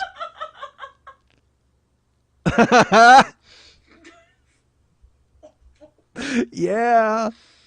All right. God damn it. I look, maybe I'm on the wrong side of this. I don't know. That's for you to decide. But I just feel that if you've already made a life choice that you're going to rub naked guys, when a famous one of them comes in and says, jerk me off, that's your obligation. If you don't like it, there's plenty of room in the storm drain. Just pack up your... I'm sure they need one of you. Down there, they've got 700 of them fighting a war against the spiders. I'm sure they get a crick in their neck every once in a while. Go down there and massage some heroin addicts if you want to go ahead and live your life as a professional. Fuck that. Sometimes a cock just needs to be jerked off when you're in your line of work. It just has to happen. All right. It has to happen in all lines of work, by the way. You think I like it when it happens to me? No.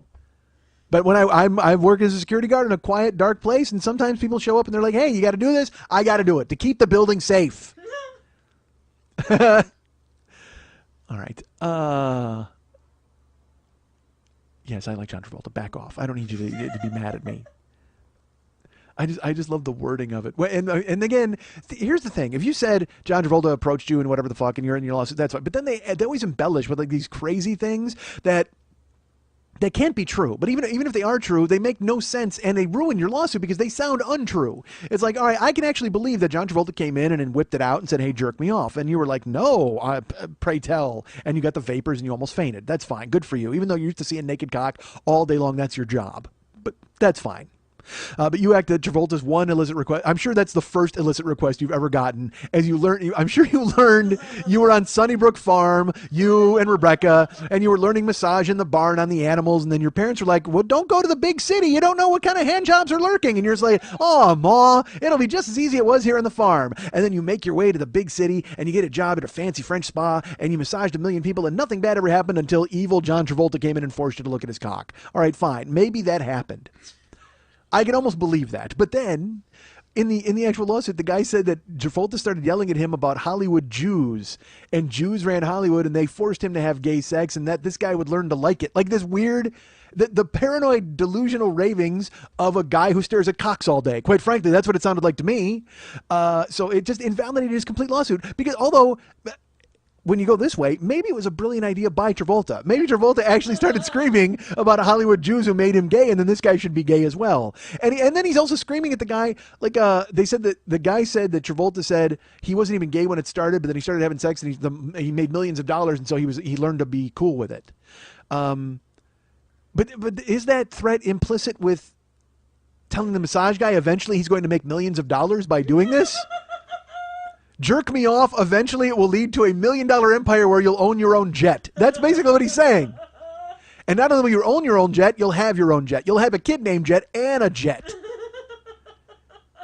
You will be so... If you jerk me off now, eventually you'll marry Kelly Preston. And you won't want anything to do with her. All right. So... the fuck was I talking about? I swear there was something I was talking about earlier. And I can't remember what the fuck it was. Once we started fighting spiders, I lost my mind. What was it? Do you know? Brody. Way at the beginning. Brody. We were talking about... Brody Stevens. Yes. Ah. Okay. And then we started talking about... Well, I covered Brody, though. I think I covered it. No, you never said what the two of you talked about. Ever. Okay. Or why you were even talking about Yeah, that's true, where I met him. All right, so here's the thing. So Brody's been doing these things with Neil Hamburger. Oh, that's what it was, Neil Hamburger. I was going to talk about that. All right, folks, this is the perils of not having a friend here to talk to. This is me just talking. And eventually, sometimes you're talking to your friend Brody, and eventually you start talking about jerking off John Travolta. It just gets there.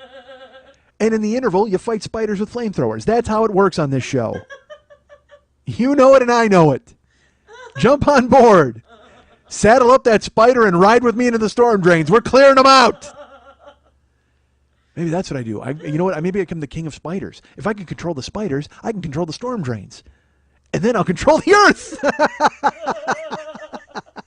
I lead the spiders in their war against the junkies. Meanwhile, up above, the 1% looks down from their Eiffel Towers. And they stare at the rest of the 99% of us fighting spiders with flamethrowers and shooting heroin underground. And then telling the paper it's great. I love the rationalization. It's my favorite part. All right, so. No, it's not bad down here. It's okay. Other than the venomous spiders and the inch and a half of feces-filled water we have to trod through to get to our makeshift shower. You know what's and it's funny. Spiders and feces-filled water and everything. You know what I fear most underneath? Conversation with the other 699 people who live in a storm drain. Jesus Christ. If you're willing to look on the bright side of life from that, I don't want to talk to you. If you're look, there's 700 of you.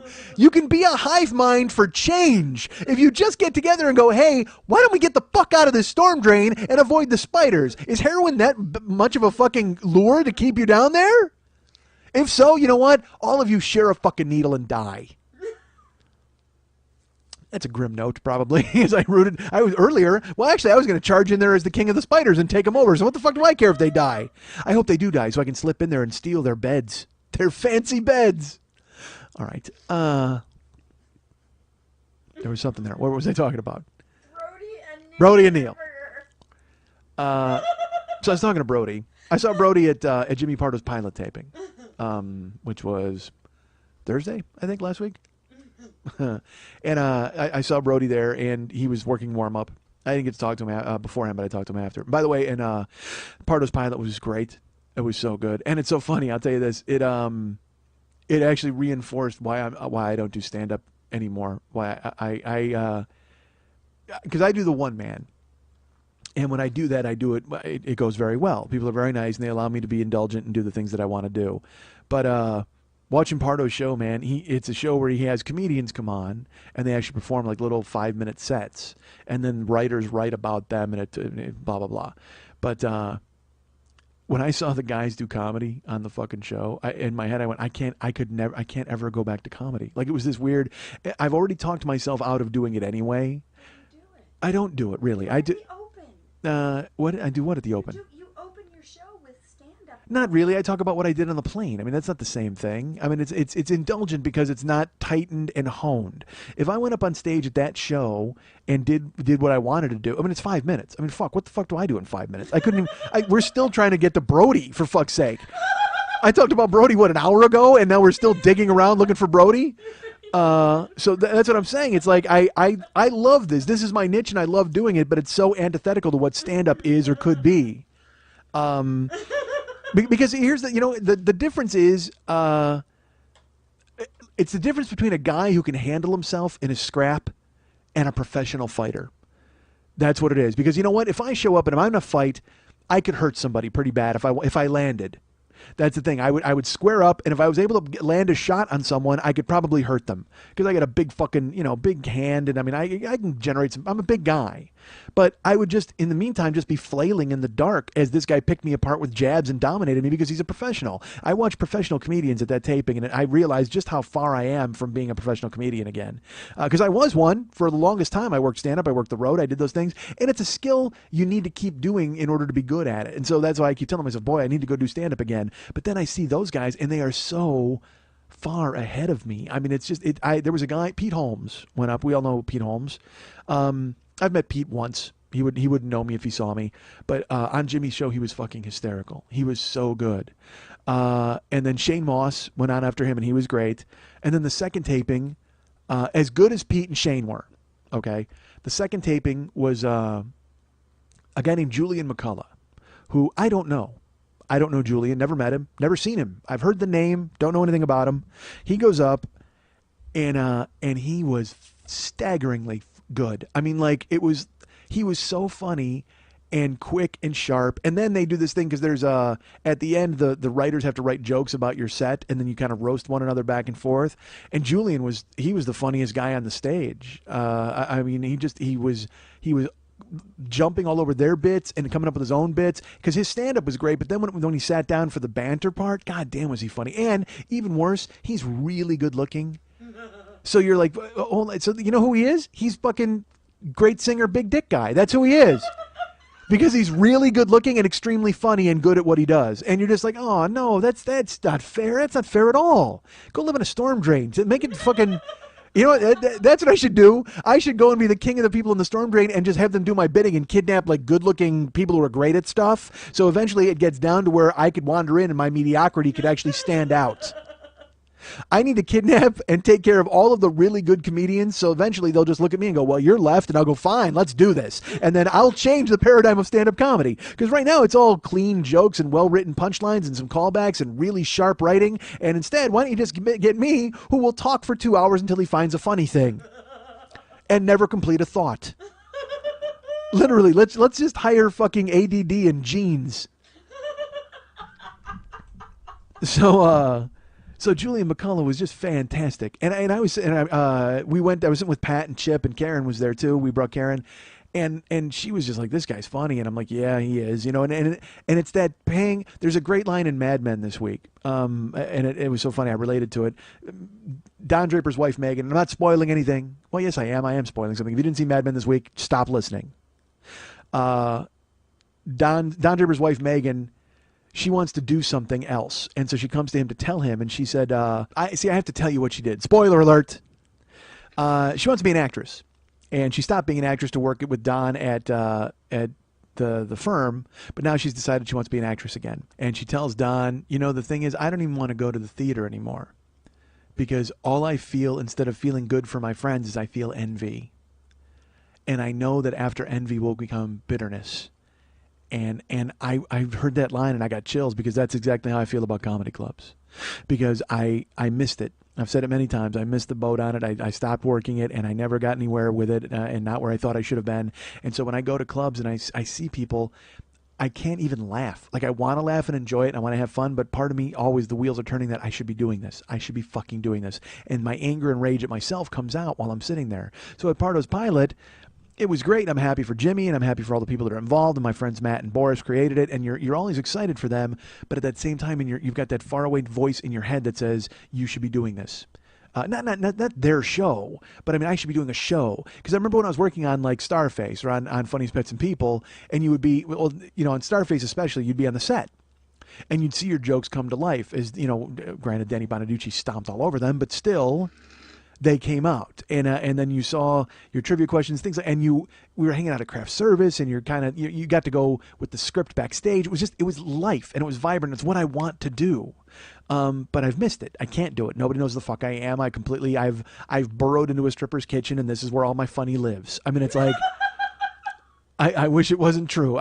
Periodically, I will pack up a steamer trunk of funny, and I'll take it to a city, and you folks will watch me and be kind enough to let me unpack it all over your stage for 3 hours, and then I'll pack it back into my steamer trunk and hop back on the plane and come back on Saturday night and shovel fucking garbage.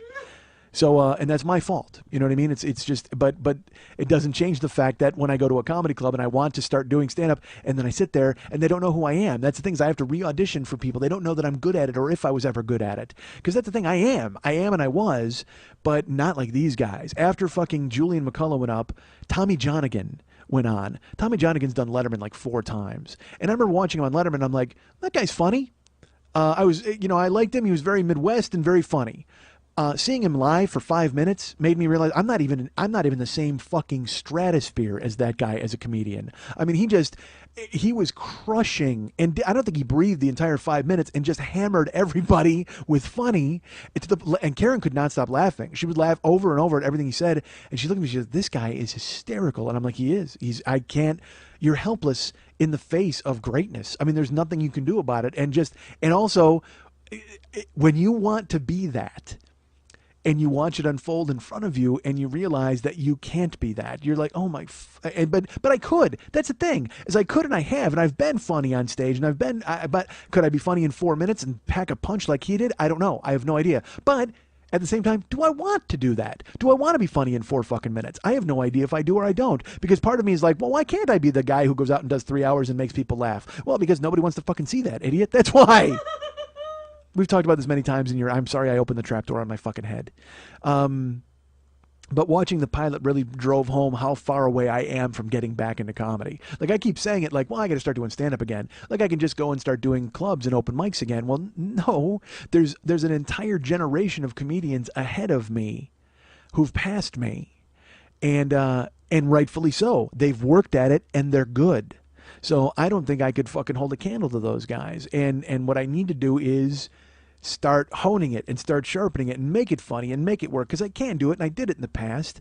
And I got to try to find a way to marry what I do on here and telling stories about me and my life with what I do regarding like topical stuff. That's what I used to do on stage before. But is that even funny? Because it doesn't interest me anymore. It's like there's even parts of the one man that I find don't ring true. They ring hollow in my head, and they're in there and I haven't taken them out yet, but I still do them. But I shouldn't do them because they don't really relate to who I am now. They were true when I wrote them. Certainly when I wrote the show 2 years ago, these things made sense. But now I think I've passed these thresholds and I don't need them in there anymore. But taking them out would be, that'd just be work, folks. I'd have to do... That means if I took them out, I'd have to replace them with something. But you know what's funny? I would not have to replace them with anything. It would just mean a 3-hour show was a 2-hour and 53-minute show. What the fuck? Take 7 minutes out, dipshit. But I can't... Why? But why would I do that? All of my stuff is gold and you all need to see it at all times. I'm Carrot Top. All right? I'm Carrot Top. I wheel my big fucking thing of props on stage, and I'm not done till that fucking trunk is empty and I can walk the fuck off. That's who I am. But it's my life in that trunk. I unpack all of it until it's all fucking exhausted, and you are just sitting there covered in my life. It's like I came in, you know what the one-man show is? I came in for a massage, folks. I came in for a massage, and I lay down on stage naked, and all of you just rub your hands all over me until eventually you're covered in my life. And I warn you, and you should be happy for me, and you guys are happy. You actually pay for the privilege. A masseur, he gets paid, and he gets pissed off because he got to jerk a guy off. Fuck that, you're making money. The people who come to my show, they pay for the privilege to come in and rub all over me and just get my life shot all over them. And they just sit there and marinate in my life for 3 hours, and then eventually I leave. And then I come back home, and Saturday night, I shovel garbage. So yeah, but I mean, watching those guys do comedy, it really drove home just how fucking far I am from being a comedian. Not a comedian, from being them. And do I want to be them? No, but you know what I mean. I want to go back on stage. I want to be funny in short bursts, and I want to make money at this. I want to make a living out of it. Because I want good news. I want to bring you guys good news. I've talked about this before. How great is it going to be when I come here one time and tell you that I actually have a cool job doing something great? It's like when I got the audition for Life and Times of Tim, right? I just got hired for it. It was just great to tell you I did a voiceover for an HBO show out of the blue. It was fucking cool. Because it's funny, I used to tell you guys, if you guys have bought year 1 or year 2 or year 3, you'd hear audition stories. Like I would go and audition for a TV show or a commercial. When was the last time I told you one of those? Because I don't go anymore. I mean, my agents it's a ghost town over there. And I mean, I wanted to get new agents, and I told you I sent stuff to like 30 different agencies and I didn't hear back. And it's just everything is, I'm sitting still and everything else is still moving. And I'm trying desperately to get on the fucking train again, which I will, I think. Who knows? But when I went to the pilot the other night, it was great because I got to be in a comedic atmosphere. It wasn't great because there was that pang of jealousy and envy and bittersweet in my stomach. I won't lie. I mean, I was really excited and happy for my friends, but at the same time, in your brain, you're like, I can do this. Why can't I do this? And it's because I can't get out of my own way enough to do it. And also people don't know who the fuck I am, and I don't go out enough. And I refuse to take my funny out of the stripper's kitchen. So, there was something else about Pardo's pilot. You were talking with Brody. Okay. That's right. My friend Brody was there. Brody Stevens. We talked about him earlier in the show. Go ahead and rewind it. You might find his name. Idiot. And so Brody was there doing warm-up, and I talked to him afterwards. And I swear to God I've talked about this. Did I say this or not? You don't think so? That's funny. I don't think so either. No, I think so. But who cares? If I'm repeating myself, what the fuck? Who cares? Yeah, again, this is what you got yourselves into, folks. This explains more about why I'm not on stage, because I can't do a fucking stand-up for any length of time without repeating a story, and then everybody's like, what the fuck? Did you just say this? I think I did, maybe. I don't know. What was I talking about? That's another thing people frown on when you do live stand-up. What was I talking about? What was that? Where are we at? I can't bring Lily to every gig. Although that would actually be a really funny gimmick.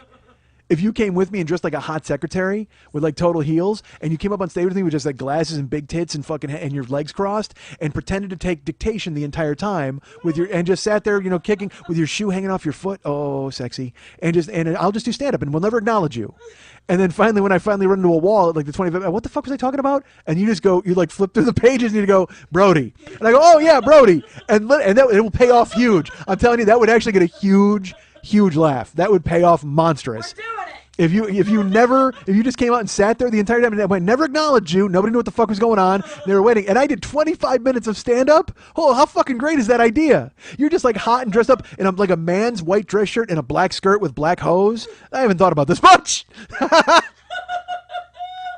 Wow.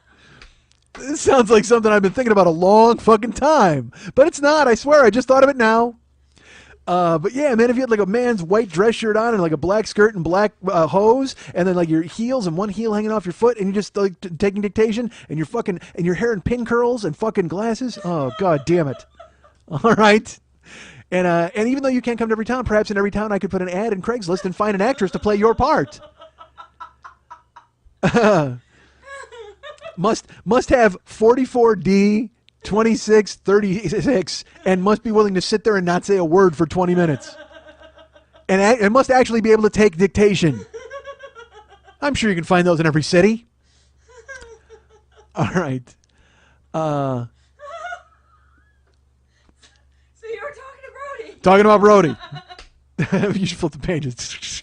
So I'm talking to Brody. He was there doing warm up, and then afterwards I went up to him and I'm like, "Hey, dude!" And I asked how he was because he's been in Austin. Because I'm curious to hear how other people are doing it when they go on the road. Because I do the thing where I book the theater, I fly, I do everything myself.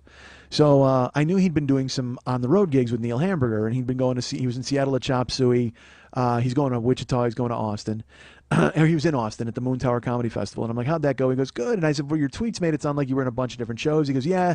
And he was in Portland too, and they used him in like a lot of different shows because Brody's a guy you can just plug in. I mean, he's just going to be funny no matter. It could be a hipster show or a regular comedy show. Brody's going to go in and just fucking crush it. So he's like, I said, what are you doing? He goes, oh, well, I'm looking at getting a podcast going and doing this. And I said, I said, you had a podcast, right? And he goes, yeah. And he goes, I need to change it. I need to do something different because he had gotten a lot of hate, I guess, from the community, the podcast community, not the podcast community, from people who listened. All right. Not the podcast community. Yes, it was Kevin Smith showed up at Brody's house. Brody, stop doing that podcast immediately. Snoochie Boochie. And then he ran away.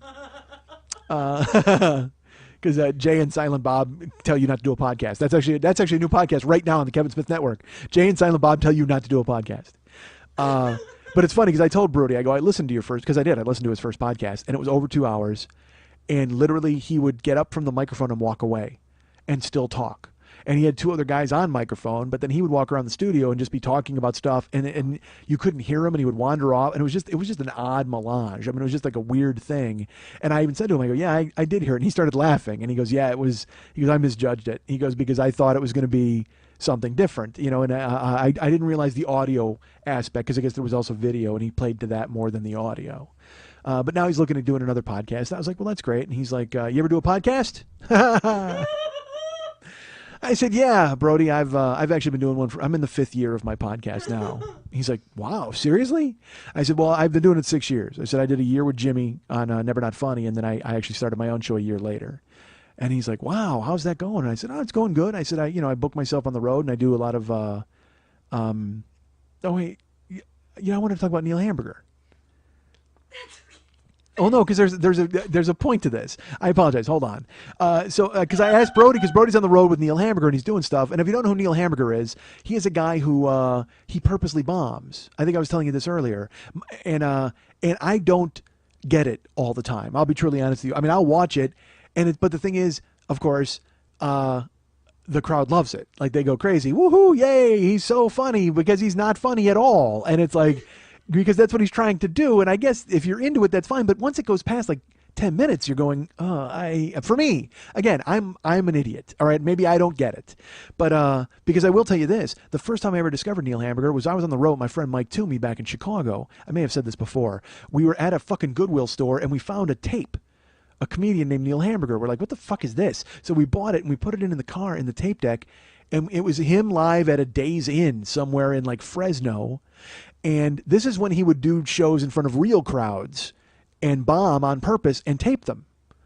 And we're listening to it, and we were fucking dying at how funny it was, because because he kept doing this, that's my life. Like he kept doing this weird thing. And it's funny because now I see him and he does that, he coughs all the time. I don't remember him coughing so much in the cassette tape because now it drives me crazy when he coughs. I'm just like, oh. And also I will tell you this, hearing him on the tape was completely different because it was just hearing him bomb and bombing, and we knew he was bombing purposely, and we could not stop laughing in the car at how great it was.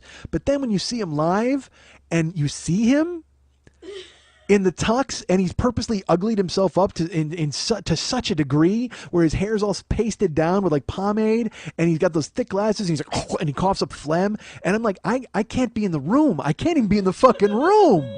And again, that says more about me than it does about him because he's crushing. People love him and he's a genius and that's great. I can't handle it. Because he's coughing and I'm looking at him and it's too weird for me. Like I can't look past it because he never betrays the fact that there's no wink. All right. There's no wink in Neil Hamburger. He's just going to keep being unfunny for the entire set until he's done. And then he's going to walk off. There's no, all right, everybody. And there's no Clark Kent moment where he just takes off the glasses and it's like, hi, I'm super comic. No, he's Clark Kent all the way through the fucking thing and you're uncomfortable as fuck. And then he walks off. And that's the point. I get it. I get that that's the point. It's just that my stomach can't take it. It was better in the car when I could hear him and just be like, this is hysterical, than to be in the room live when it's happening. And I will tell you this, this is weird. I know this is going to sound strange. If I could see Neil in a room of people who had no idea who the fuck he was, I'll bet I would love it. I'll bet I would fucking love it. But unfortunately, whenever I saw him, I've seen him twice here, and it's in a room full of people who are conditioned to love Neil Hamburger and his shtick. So his anti-comedy of trying not to be funny is almost being ruined by a hipster crowd who want to prove how much they're into it and how much they get it, so they overlaugh at everything he fucking does. And again, that's only 2 times that I've seen him. All right, I can't speak to other performances, and I'm certainly not denigrating what he does. What he does is so hard and amazing to do, but it's just I guess maybe it's more to me about the people who are trying to prove how much they love it and how much they get it, so they laugh their asses off at it, when in reality that's kind of not what it is. I don't know. I'm an idiot. Why am I talking about this? So I talked to Brody. This was nothing. This is just an anecdote. I don't even know why we even came back to it. When I told Brody I do the podcast and I go on the road, and he's just like, what? And he told me, he says, he's doing these sets on the road, and he said, he goes, yeah, I do them, and they're like, 30 minutes, and he goes, he said he's doing Wichita, I think, in June, and he goes, I'm going to start headlining clubs, and I go, that's awesome, dude. And he's like, yeah, I'm trying to get my hour set together, and because he can do, he can do whatever he asks, probably, normal time. Like normal people comedy time. If you said to him do an hour, he could do an hour, but he's putting it together. He wants to have a strong hour. You know what I mean? Because fuck, I mean, I can do an hour. I can talk to you guys for an hour, but is it necessarily a strong hour? That's for you to decide. But Brody's like, I'm putting together a strong hour and getting my club work and getting that squared away. And I go, oh, good. He goes, when you do these shows, so like people come, you sell tickets. I go, yeah. And he goes, well, how many? I go, you know what? If I can sell 50 tickets a city, I feel comfortable about it. But I try to find the cities that are going to support me, and I go, I've lost money in some cities, and in some cities I've made more money. I said I did a Kickstarter, and he's like, what's that? And I explained it to him, where you guys were nice enough to donate some cash, and I put 4 cities down, and I was able to come to town with the shirts and everything. He's like, that's amazing. And I said, yeah, it's really kind of cool. And he goes, well, how long's your show? I said, well, it varies. It's weird. I go, you're gonna think it's stupid. And he's like, what? And I go, I go, I was just in Cleveland last week, and it was 3 hours on the nose. And Brody Stevens is always Brody. He's always kind of like a character. You know what I mean? He's in character. And I think I actually saw the Brody costume crack for just a second. Because I said, yeah, I did 3 hours in Cleveland. And he made a face. He's like, what are you talking about? 3 hours on stage?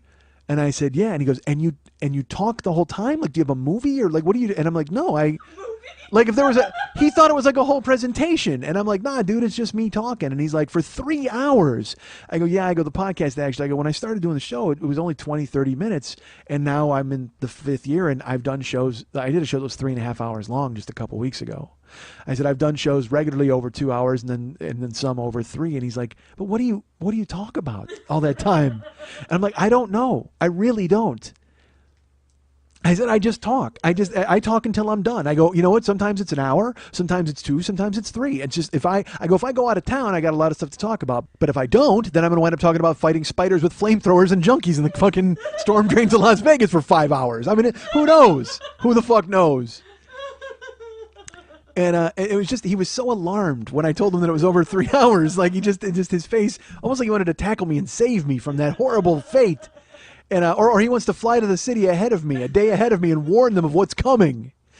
It was funny to see his face. So I will say this: when I did that, it kind of gave me a little boost. Like, maybe I'm doing something other people aren't doing, or maybe I'm doing something that people can't do. You know, and but it was. I'll tell you what, it was never driven home more severely than that night how far away I am from being a comic again. I mean, it's the difference between watching a professional boxing match and going and seeing a drunken tough man match in a bar and just seeing dudes swing at one another until somebody falls. Because that's what I do, basically. I show up in town, I unpack my steamer trunk of funny that I had packed at the stripper's kitchen, and then I just swing at one another. I swing until somebody falls, and I shoot my life all over the audience. That's how it works. The entire audience gets together and gives me a full-on hand job, full-body hand job, and then I shoot my life all over them. And I just swing until somebody falls. There's a lot of metaphors for what I do, and none of them are good. None of them are good. Seriously, at the end of all of them, everybody winds up sweaty or sticky. I don't like that. It's just... That's not a good endorsement for my show. At the end of my show, you're either going to wind up sweaty or sticky. That's bad, right? Or maybe I should. You know what? I should call it the Sweaty and Sticky Tour from now on. Since no longer success is not an option, it's the Sweaty and Sticky Tour. I like it. Actually, I do like that. Holy shit, do I like that? Especially if you're coming on the road with me and doing the dictation thing. And then we can wear shirts. I'm sweaty. She's sticky. Brody. Oh, we've covered it. Just cross it out. Mrs. Hotchkiss. All right. So yeah, I talked to Brody, and it was just amazing to see real comedy, which I haven't seen in a long time. I mean, I've seen it on TV. You watch guys, I watch Paul F. and people like that, but to go live and see it work in a room where people are actually laughing. And again, I'm not saying that I don't get laughs and do that on the one man. The one man it works really well. I'm just saying to see, it's different. Stand-up comedy is different. And to see it in small 5-minute bursts in front of an audience, it's just completely different. And it makes me wonder if I could pull it off. I think I could. I'd have to work at it, though, and who the fuck wants to do that? But I will say this. I see those guys, and in my head, I'm like, God damn, I can't believe how far away I am from being a comedian. And then I'm in my car, and I put on the Comedy Channel, and I go, Jesus Christ, why the fuck am I not a famous comedian? Because, folks, I was in the car, and look, I don't want to disparage anyone, all right? Everybody's got their career, they've got their niche, they've all carved it out for themselves, and they're all doing very well, and everybody's making money, and everybody's happy, right? We're all happy, you're happy, I'm happy, he's happy, the Bannister's happy, everybody's doing very well, all right? Everybody's thrilled. And if you've got your career and you're making life as a professional comedian, good for you. However, if you've ever had the misfortune of stumbling into anything that Lisa Lampanelli has ever said in her fucking life. She's selling out theaters now. You do realize that. She sells out theaters with that bullshit. I heard it on and I actually made myself listen. I turned it on. It was on XM, and she's talking, and she told some story. She told a joke, like about 2 Indian women walk into a supermarket, like that kind of thing. And she actually prefaced it with this. This was her fucking preface for that joke. She said, you know what? I like to make fun of the blacks and the Latinos, but it's, you know what? I actually get mail. I get email from like Indian people, Indians saying, how come you don't make fun of us? How come you don't make fun of us? I will give her $1 million if she can produce one of those fucking emails. I will give her $500,000 if she can read. What a fucking ogre. I mean, just, you know what? I don't know who pulled her out from under a couch in Georgia and shaved her and said she could go on stage. And who taught her English from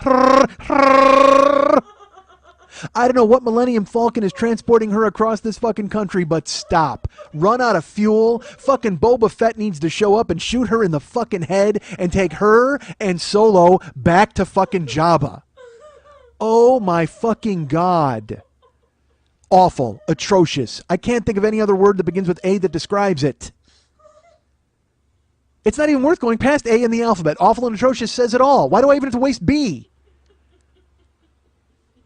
And if you like her, great, good for you. But when I heard it, I'm in the car going, how am I not famous? How am I not famous?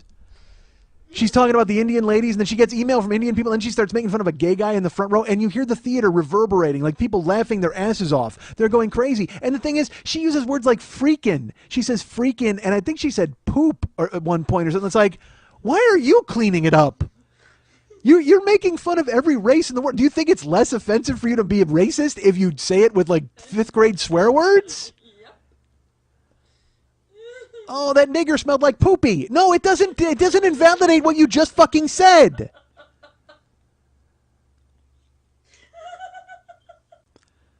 Oh, I can't believe that dirty freaking spick pulled out his pee-pee. No. That doesn't make it all right. You're not, just because you sugarcoat it doesn't mean racism is good. And it's not really racism. I don't think she's a racist. Obviously, she's just using it to get famous, and that's fine. But, I mean, that's even worse, right? What's worse, a racist or a racist opportunist? I don't know. I can't decide.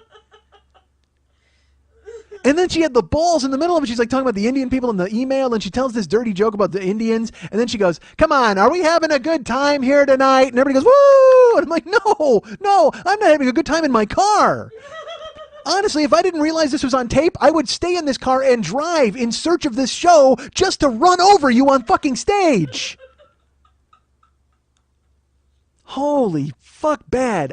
So bad. So atrociously bad. Actually, I got the B. Yeah, I got the B. Should have stayed at A, but I had to go. I threw an A in there with atrociously, but I threw in B for bad. And W for Wookie. So horrible. And she's selling out theaters. She's selling out theaters, and they're seeing her. And you know what? Fuck that. I'll tell you what. That's where the people who live in the storm drain came from. There was some theater in Las Vegas, some showroom that sat 700. And all of them one night faithfully paid to come in and watch, and they saw Lisa Lampanelli tell freaking jokes. And they immediately went, you know what? Fighting spiders with flamethrowers and getting addicted to heroin and living underground doesn't seem so fucking bad. This is what's going on upstairs. I'm moving into the fucking basement right now. Grab your gear, get me a spoon, get me a flamethrower. Let's steal a bed and climb underground because if this is what's going on upstairs, I want nothing to do with it. Literally, there's the 99%, and then there's the 1%, and then there's that nebulous number that doesn't fit in either one that likes Lisa Lampanelli. I don't think I'm overselling it when I say that she actually forced those people to flee underground to escape her horrible comedy. What did I say? I said they're under there because it's needles, fangs, or cock? Bullshit. Those 700 people live under there because the choice was needles, fangs, or cunt.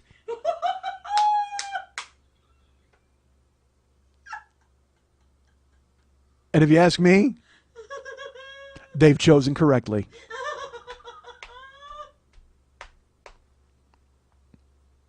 You guys can get me at mike@mikeshmidtcomedy.com. You guys can be my friend at facebook.com/the40yearoldboy. You can follow me on Twitter at twitter.com/the40yearoldboy. You can follow our friend Lily Von Stupp at twitter.com/Lily Von Stupp or twitter.com/MNTs. You can follow our friend, or be our friend David Hernandez, be his friend on Facebook at facebook.com/DavidMexHernandez. And you can find Lily at facebook.com/Lily Von Stupp. And if you'd like to write Lily a personal note, yes, and you'd like to find out just how tired all of her friends are, you can write her at Lily at burlesque411.com. That's Lily, Lili, at burlesque411.com. Her name is Mary Gillio. Her name is Mary Gillio. Her name is Mary Gillio. His name is Aaron Malone. His name is Aaron Malone. His name is Aaron Malone. Want to remind you folks about the Monday Night Teas every Monday night at the 3 clubs on Santa Monica and Vine. Every Monday night after April 30th, that is. That was the only dark night they've had in 9 years. But now with their brand new stage, from what I understand. Did you didn't have to install that, did you? No. I never know. There was Lily does not own the 3 clubs, but she should, because every time I'm talking to her, she's like, yeah, we went and we put in a whole new light track. And I'm like, why? Why would you do that? You don't own the place. And then we spruced up the back room. We went into that. We painted the lobby. Why are you doing these things? Well, Halloween's coming up, so for Halloween's Friday. We're going in Monday to get a creepiness factor, and we're going to square it away and start putting up webs. And what are you doing? Leave it alone. It's not your club. It should be, but it's not. But now you've got a new stage on which to play, and it looked nice. I saw it online. And is it bigger or is it's just newer? It's actually bigger square footage. Pretty cool. So we went from a circular stage to a square stage. Okay. So it actually filled out. Nice. Yeah. Very cool. And the show this week, how'd that go? Fantastic. That was the Oh my Golden God. Rush Follies or something. Gold Rush Follies. There we go. And who was Phil Van T was there? Phil Van T did Comedy and Magic, and Pop Hayden hosted doing Comedy Went and good? Magic. Huh? It went good. It went Oh, great. fantastic. And big house. Everybody was there. Oh, yeah. And coming up this week is one of my favorite shows. I wanted to go. I don't know if I'm going to be able to go. I know. I'm very disappointed. You would change your show from Mondays to Thursdays. I'll get right on that. You do that. Can I do it at your place? What if you did the show in the building? Yeah, in the lobby there. Fuck, I'm in. I'm in. We don't have a new stage though. That's okay. Done. Build one. Why not? Yeah, show up on Monday, take care of it. I like it. Will you come help me get some boards? No. Oh, but, yeah. Anything. But the Home Depot boards. What was that from? I forget what I. Oh, the boards. I need the lumber. What if Travolta? Well, Travolta can sing. I wonder if when he was lumbering with his erect penis. I'm lumbering. Please touch my anus. Big hose, according to the massage guy, which is good. So no wonder that's why he's naked and says, "Let's do it." All right, so. And we're obligated. You're obligated, folks. He's John Travolta. You owe him a hand job. The years and years of joy he's brought you through movies and television, you owe him a hand job. It's the least you could do, and literally the very least you could do. So this coming week, one of my favorite shows, of course, is Madonna. Yes! Yes, and it's a tribute to Madonna. So all of the show is a tribute in their songs and all that. Are you involved? Are you dancing? I am hosting. Hosting the show? As Martha Quinn. Oh, that's Martha Quinn. Circa 1984. We do the MNT Awards show. Oh, okay. All Madonnas. That's fucking awesome. Except for the fact that Martha Quinn could fit in your bra. So I don't know how you're going to be Martha Quinn. And Nina Blackwood too. There was not one good rack at MTV until much later. Nina Blackwood's was okay. Nah. I got a hot picture of her, and they're small, but they're. I disagree. Yeah, no, she's in Vice Squad, and Wings Hauser beats her up with a clothes hanger, and That was a movie or a reality? no, it was real. It was real. No, it was in a movie called Vice Squad, and she played a hooker, and Wings Hauser is of course the evil white pimp that you hear about so often. And he was an evil white pimp, and I think his name was even like Django or Thunderbird or some bullshit. But he actually ties her to a bed, and then he heats up a coat hanger, and he burns her and beats her up with it and stuff. Yeah, fuck you. Take that, Joan Crawford. What the fuck? Yeah, you think you're somebody? Wings Hauser's got some fucking news for you. So you're hosting, so that's good news. And will you be? Well, you're Martha Quinn, so no cone bra. I can't even. Actually, I do wear a cone bra. But how? How can you wear a You cone have bra, to come see. It's funny. folks? If you want to see, I write material for this show. It's funny. I know it's funny. I saw it 2 years ago. Was it 2 years ago I was there? Yeah. I think it was 2 years ago. But yeah, it's Madonna. It's a tribute to Madonna. They do the MNT Awards. She's as Martha Quinn and with a cone bra. If you want to see 44 double Ds in a cone bra, folks. Fuck Madonna. I mean, they thought they had magic last week with Phil Van T and Pops Hayden. Talk about the magic of stuffing a 44 double D rack into a cone bra. Jesus Christ. Fuck the 3D Avengers.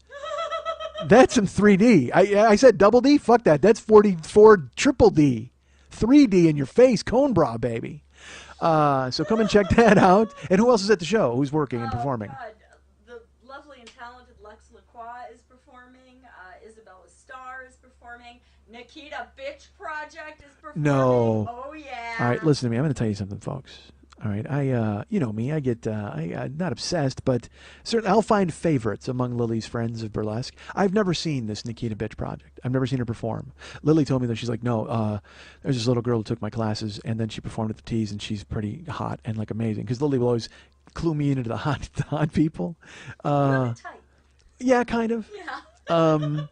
And so she goes, go on Facebook. So I went on Facebook and I looked up Nikita Bitch Project. Just do it. That's all I'm gonna tell you. Go look her up. Because there's pictures of her that are really great, and then there's some where you're just like, that's, oh my God, like that. I mean, Yeah, it is. It really is. It's just wrong. It's just wrong. She's just hot. So yeah, it's fantastic.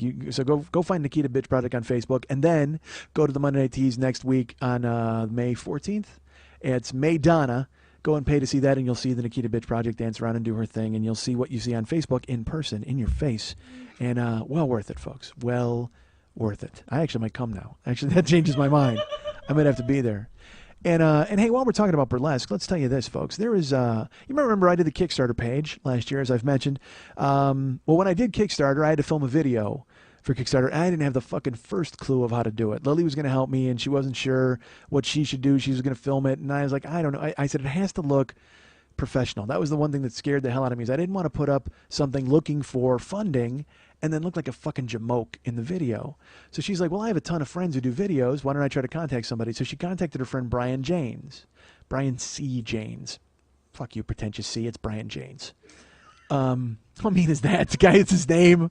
But Brian Janes came and filmed it with me, and he happened to bring, unbelievably, an assistant by the name of Panama Red, who was there to help him film. And then it turned out the girl who was going to help me couldn't make it, and then Panama stepped in, and the rest, of course, as we know, is Kickstarter history. But Brian Janes went out of his way to help me. He came out, and he was paid for his time. Certainly he was compensated. But at the same time, he went over and above in making the video. Like, he included the map. And it was his idea to include the blooper at the end. And these were things that were, and you know what? He made it professional. I would have sat in and been over his shoulder and trying to, making it what I wanted to make it. But instead, I trusted him. He sent it to me, and I had minor changes, which he made in seconds and earned his money, tenfold as far as I'm concerned. Well, it turns out my friend Brian Janes now has a Kickstarter project of his own. And it's I'm trying to remember exactly what it is. He produced a burlesque book. And our friend Lily Von Stupp is in that book, by the way, a 2-page spread with a great photograph of her in her burlesque outfit. And it really is, for my money, it is one of, I would say it's top 5 photos I've ever seen of Lily. It's just the look on her face. Well, you look great in it. And it's just the look on your face, though, says world weary. I mean, it just really works. What's the book called? All That Glitters, and it's about burlesque, and it's tons of burlesque dancers. Lily's in it, and it's interviews and photos. And the Kickstarter project is to raise money for It's a book launch, a show, and a gallery exhibit. So instead of me just telling you about the book, it'll be a gallery exhibit, a book launch, all sorts of things where people can gain attention. Actually get the attention of people focused on the book, so they'll know about it rather than it just being there and people word of mouthing it. This will be an actual splash.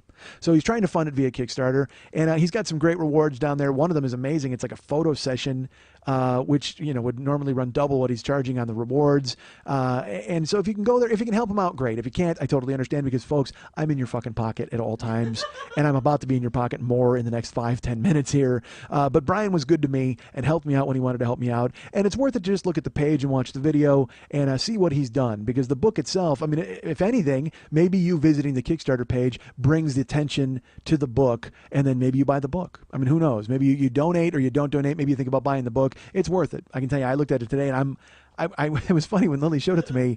I went, what is the Kickstarter for? This book is done. It's fucking fabulous. And she goes, it's to draw attention to the fabulosity of the book. And I'm like, oh, all right. I think you just made up that word, but that's fine. I'll go with it. So I wanted to throw a plug Brian's way because he was nice to me and helped me out. So if you can go to Kickstarter, look up Brian Janes, look up All That Glitters. I'm sure you'll be able to find it and check it out. If you want to help him, help him. If not, maybe you find the book and you buy that, and then Lily bring it to Monday Night Teas, and Lily signs it. And then she puts chocolate sauce on her boobs and presses them into the back of the book. Perfect. Yeah, she'll do that.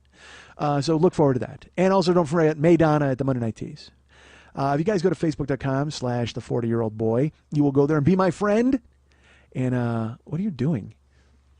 Lily is, you know what that looked like, right? I mean, Lily's, she like sprinkled something on her jeans. It just falling out, whatever. I can't even tell you what it looked like. You know what it looked like. Shut up. Whatever. Awful. So, Hand gel. Disinfectant hand gel? Wait a minute. Hold on, folks. Gel. Is Travolta here? I didn't even see him show up because Lily is covering herself with hand gel and then dripping it all over her jeans. Oh, what are you doing to me? It has an alcohol base. I got marker on my jeans that lifts the ink out. I didn't even see Travolta walk in, and you're getting prepped. Is he here? I can't hear him. Did you hear him in the hallway? So like, wait, hey, my hair, and then like, or maybe did you hear Staying Alive? Maybe that's what it is. Maybe he has Staying Alive start every. And once you hear Staying Alive, folks, oil up your fucking hands. The second you hear Staying Alive, oil up your hands because you owe a blowjob. No, hand job. Don't oil up your hands for getting a blowjob. That's awful. You get oil in your mouth. There's oil that works though for that. Never mind. Who cares? Yeah. Okay. You keep that. Sure. Why not? The fuck was I talking about? Neil Hamburger. So, flip it through, Mrs. Hotchkiss. Brody. If you go to facebook.com/the40year-old-boy, you can be my friend there, as I've mentioned. And you can find Lily and David through their pages, as I've mentioned. If you want to sign up, there are plenty of pages to bring me to your town, folks, to do the stuff that I talked about during the show, my one-man person show. One-man person? Why did I call it that? I don't know. So come on out to that show. If there's plenty of pages where you can show your support. Fresno still exists, San Antonio, Buffalo, and I'll be honest with you, I've got to be a little more discerning about the shows that I choose, because the Kickstarter funding covered some cities, but now I'm actually out of pocket again for my shows. So I, with ticket prices, whatever the fuck, I need to kind of watch it a little bit. So if you want me to come to your town, support those pages. There's Fresno, there's Buffalo, there's London. London is really popular. It's just, man, is it expensive to go there. It's crazy expensive. I have to go, I get my passport this week. That'll be exciting for the Toronto show, which is coming up June 29th. June 29th, I'm in Toronto at Comedy Bar. Tickets are moving, but I'd like them to move more because, again, I really want to prove to that dude that people want to see me up there, and I didn't make a mistake because he was horrified by it. He was as weirded out as Brody was. Actually, he was more weirded out. Well, that just sounds terrible. So I'm June 29th. I'm in Toronto at Comedy Bar. And remember, June 15th, I'm in Kansas City at the Westport Coffee House Theater in the basement. And I may be taping there. I'm not sure. It all depends on tickets sold and all that sort of stuff. And also June 1st, please remember, I'm in Boston at the Cambridge YMCA Theater. That's Friday, June 1st. Tickets for all of these, by the way, are available at brownpapertickets.com. Search my name or search the cities I've mentioned. June 1st in Boston at the Cambridge YMCA Theater. June 15th in Kansas City at the Westport Coffee House Theater. And June 29th at Comedy Bar in Toronto, Ontario, Canada. And also July 27th at Indianapolis, Indiana. Now, let's talk Indianapolis for a second. I booked it and screwed up. Because someone wrote me and they're like, dude, it's going to be awesome that you're here. It's Brickyard 400 weekend. I didn't know that. I didn't book it to come see you guys drive in a circle. I didn't. I came to do my show and then take off. But unfortunately, when you have a big race in town, I think it's going to fuck me hotel-wise. So I already started looking for hotels, and I went to Priceline, and I was having no luck whatsoever. So if you guys have any suggestions, I'm up for that or open for that. I don't know. The show's July 27th. It's a Friday night, July 27th, and I'll leave, the 28th. I'm probably just coming to town because, again, with Kickstarter, I came to town a little early because I was meeting people and doing things. I think with these other cities, I don't think I can come in for an extra day. I love coming in Wednesday and having Wednesday and Thursday in town, but it just doesn't make any sense. I mean, as much as I want to do it, I might do it in Kansas City. I don't think I can do it in Indianapolis, whatever the fuck. I'm still trying to figure it out, kind of feeling my way. But yeah, so Indianapolis right now, I can't believe I booked it during the Brickyard, whatever the fuck. So if you have any ideas for me, tell me. I don't know what ideas I'm looking for, quite frankly. Do you have any storm drains? I guess that's what it is. Do you have any... Are there any storm drains in Indianapolis? Because, I mean, I'm armed with the knowledge of how to survive at least for a day. So if I can just come to town, sleep in the storm drain, I'll be fine, I guess.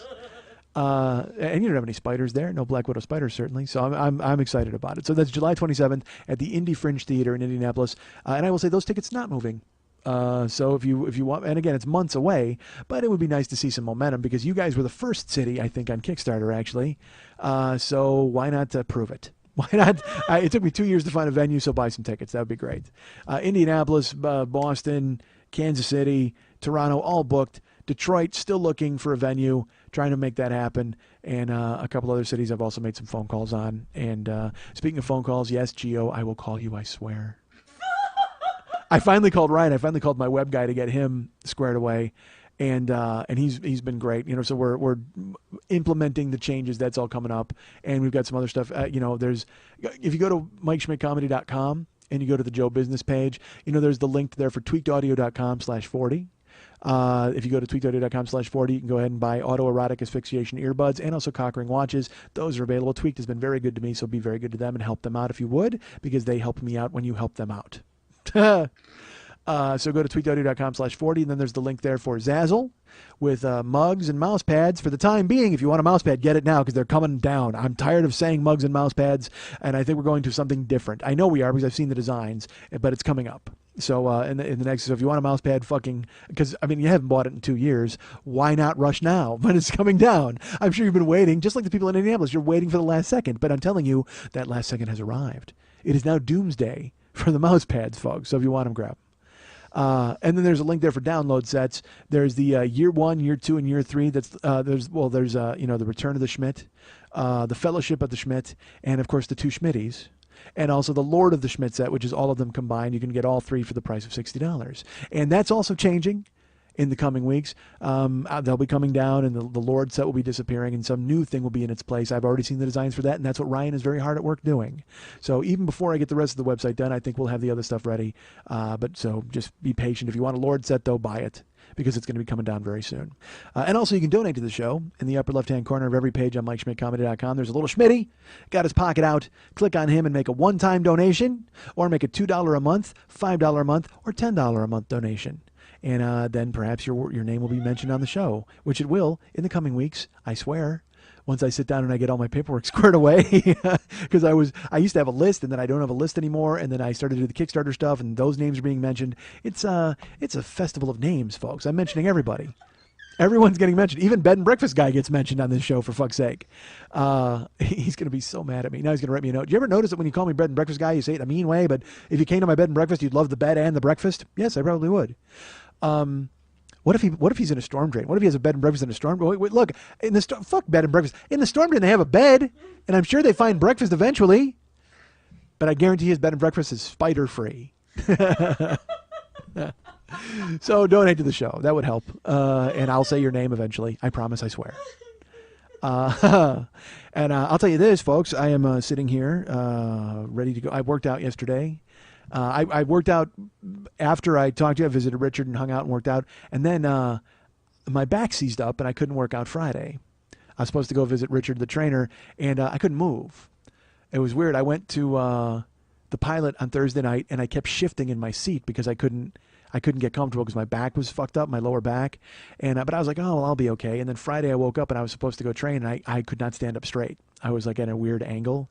And in my head, there's always, I don't want to be a pussy. I think I've told you this a million times. So in my head, there's pain you fight through, and then there's pain you try to fix. So I didn't know which one this was. So I texted Richard, and I'm like, hey, my back is seized up, and I've been like trying to stretch in the shower, but I can barely stand up, and just I have a hot shower pounding down on it. And he goes, well, make sure you ice your back. And I said, well, I've been using heat and stretching. Like, is that the right thing? And he's like, no, you need to ice your back, and eventually you'll wind up heating it, but first you ice it. And I said, well, fuck all that. That just means I got to go get ice and stupid shit. So I continued to do the heating and the stretching, which worked out fine because I knew it was just pain that I had to work through for a couple days. But it made, I couldn't, so I missed working out with him. And then I went to Avengers. I saw the Avengers on Saturday morning, and I same thing. I kept shifting in my seat, and it was awful. It's just, and it's just stuff you work through because your muscles announce themselves. Like they're reintroducing themselves to you because now you're waking them up, and they're pissed. They've been hibernating for fucking 3 years. So then when you wake them up out of a dead sleep, they're like, fuck you, dick. And they're trying to do everything they can to make you sit back down in your easy chair. So I worked out yesterday, and my back was fine. But, hey, guess who showed up and was very angry about being woken up? My abs. Hey, folks, I have abs.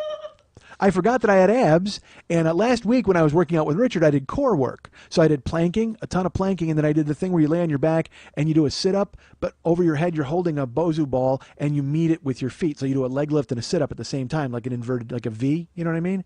So I did that last week, and I was real happy because I was able to pull it off, and I was fine. And then I went to work out with him yesterday, and he's like, all right, man, let's do some, let's bang out some push-ups real quick. And I got down in push-up position, and when I did, I screamed. Not screamed like a lady, but I screamed like Jamie Lee Curtis in Halloween. No, I yelled, like I was like, ah, like that kind of thing, because and I fell because I could not support my own weight with my abs just from even doing push-ups. Like, my hands and my feet were fine, but my core was having nothing to do with it. And I fell down, and I looked at him, and I was like, dude, I go, that was scary. He's like, what? And I told him what happened. And he's like, oh, that's not good. And he goes, you'll be fine though. He goes, you'll be fine. Just, let's do these push-ups. Let's bang them out. And so I could not get into push-up position. And he's like, well, you know what? Just get on your knees, your hands and knees, and we'll do them. And it still hurt, but not nearly as much. And I was like, fuck, dude. I go, this hurts. And he goes, is this the pain you fight through, or is this the pain you fix? He goes, this is the pain you fight through. I said, let's do it. So I did. I fucking, busted out like 25 push-ups, and then got up and did lunges and jumps and twists and every other fucking thing, and then ran 1.5 miles afterwards, and felt awesome afterwards. You feel awesome. You know what? It's that hour before you go work out. Because I have to get up at 3 and eat a bowl of oatmeal. I'll have a fucking bowl of oatmeal with like almonds and raisins and blueberries and flaxseed in it. I throw all in there. And then I got to go at 4, and I'm dreading it. And in my head, I'm like, I could probably say I can't go. I could text it. I could say the car. You just keep making every excuse. But then when you get there and you just start fucking doing it, then you're doing it. And then afterwards, when you're on the fucking treadmill and you're running, because I did the high knees yesterday, I got fucking adrenaline, and it was great. It was so great. So I was very excited. But I will tell you, it's weird working out, and here's why. I got waxed. I went back to get waxed again like 2 weeks. I did it before Cleveland. I did it like the Monday before I went to Cleveland because you never know. If Travolta shows up and goes, hey, let's go out for hand jobs, I want to be clean and looking good. So I got waxed the Monday before I went to, and I saw Renee. This is actually pretty funny. Well, all right, I'll tell you this first. I went to get waxed with Renee, and he's like, oh, it's nice to see you again. And then he remembered me after I got there. He didn't remember me on the phone. And he's waxing me, and he's, got his face in my balls, and he's going to work. And I said to him, I go, I talked about you on my show. And he goes, what? And I said, yeah, I actually did an impression of you, and I talked about you, and I told people about because I go, that was the whole point, was there was a vote, and they voted for me to see a guy, remember? And I told you all that. And he goes, oh, yes, I remember that. He goes, I want to hear that show. I'm like, what do you mean? He goes, I have to hear that show. Were you mean to me? Did you say a mean thing? I go, no. I go, you're the hero of the fucking show, because you're funny. And he's like, I have to hear it. And I go, well, the thing is, it's down. It's usually on iTunes. And I go, it was a while ago. He's like, oh, but I really want to hear it. And I said, I don't know what that accent is, by the way. I guess it's sort of Renee. And I said, well, I guess I could email you the episode. And he's like, oh, you have to. I will give you my email. I said, but then you got to download it. It's like big. It's almost like 3 hours. Because I also told him, I go, when I left you last time, I went down to Revolver to use the bathroom, and a guy chased me into the bathroom and basically pinned me. And he goes, that's hilarious. He goes, did you not tell him you were straight? And I go, it doesn't matter. They don't care. You're in the bathroom in a gay bar. They just fucking follow you down there. That's what they do. It's like Travolta. The guy was lumbering around with his erect penis going side to side. What the fuck do I say? He wasn't famous enough to jerk off, so I hid in the fucking stall. And Renee's like, that's hilarious. I can't believe that happened to you. You should have come back upstairs. I go, I was already trapped in the bathroom. He's like, you have to send me that episode. So I got his email. After I left, I paid. I got his email address. So I have to send him. I haven't sent it to him yet. I'm going to send it to him today. Because I forgot I went out of town. But yeah, I'm going to send him the fucking episode and see what he says. But the point is, I got waxed. And so now I have to wear, underneath when I work out, I wear my knee pads. But then I wear Under Armour bicycle pants, which is fine because I need them on. I wear. Here's the layers, folks. You were very concerned about what I wear to my workout. I understand that. So I have a shoe and a sock, and then I have the knee pads, these monster bionic fucking awesome knee pads, and then I have these bike pants, and then shorts over those, and then I have an Under Armour like a long sleeve wiki top, and then a shitty shirt over that. So that's what I work out in. But the thing is, and normally it's a perfect workout outfit. It's a Superman workout outfit. I can do whatever the fuck you need me to do in that outfit. However, because I become waxed. I don't know if I've become waxed. I was waxed. Folks, I become wax. It's like you become Wrath, Agent Coolion. Open the box and become wax. Oh, what's in the box? Why doesn't it have hair? So I become wax. And I throw on these bike pants, and they're slidey. They're slidey anyway. That's one of the cool things about them. Is it's like, your fucking cock looks great, and then your hand slides all over them. It's like, hey, who's this new guy? Hey, Mr. Travolta, I like your new pants. So I put them on, and I go to work out, and it's fine. I wear them, and I get to the gym, but then I start doing things working out-wise, and I realize that they're not adhering to my body the way bicycle pants should, because everything underneath them is gone. I've had everything removed. Except for, of course, my cock, and that's no help during a workout.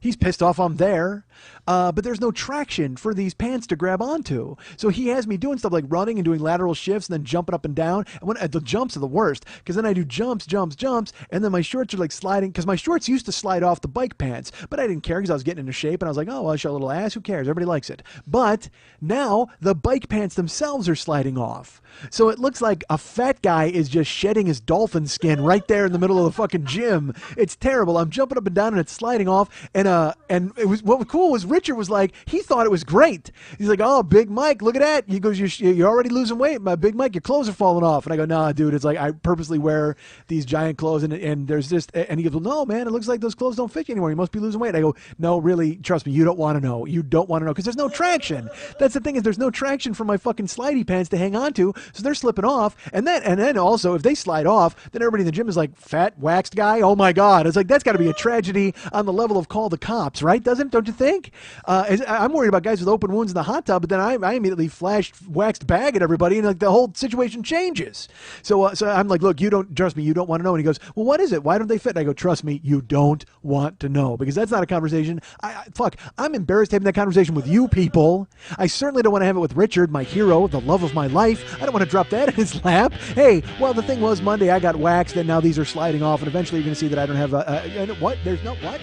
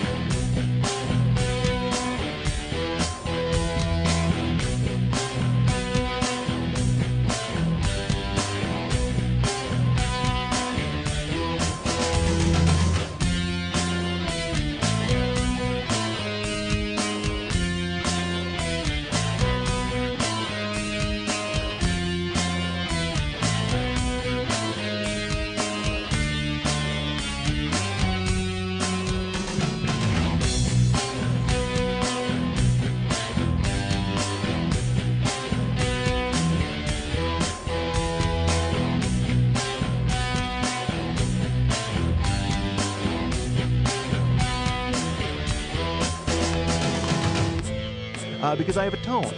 Because you know why? Because I talk quickly and I don't fucking think. That's why. I think that's what it means when you have a tone. Is you don't fucking bother to care what comes flying out of your goddamn mouth. I try to grow the show and I want people to get on board and they're like, I listen to it and you talk too fast. Really, I talk too fast. How the hell else am I supposed to cram all of this into a small 3-hour window? Dude, there's no script. I just go over this shit on the fly. It makes me laugh. If it doesn't make you laugh, turn the fucking station. And by turn the station, I mean turn the wheel of your car right into a guardrail. Jesus fuck.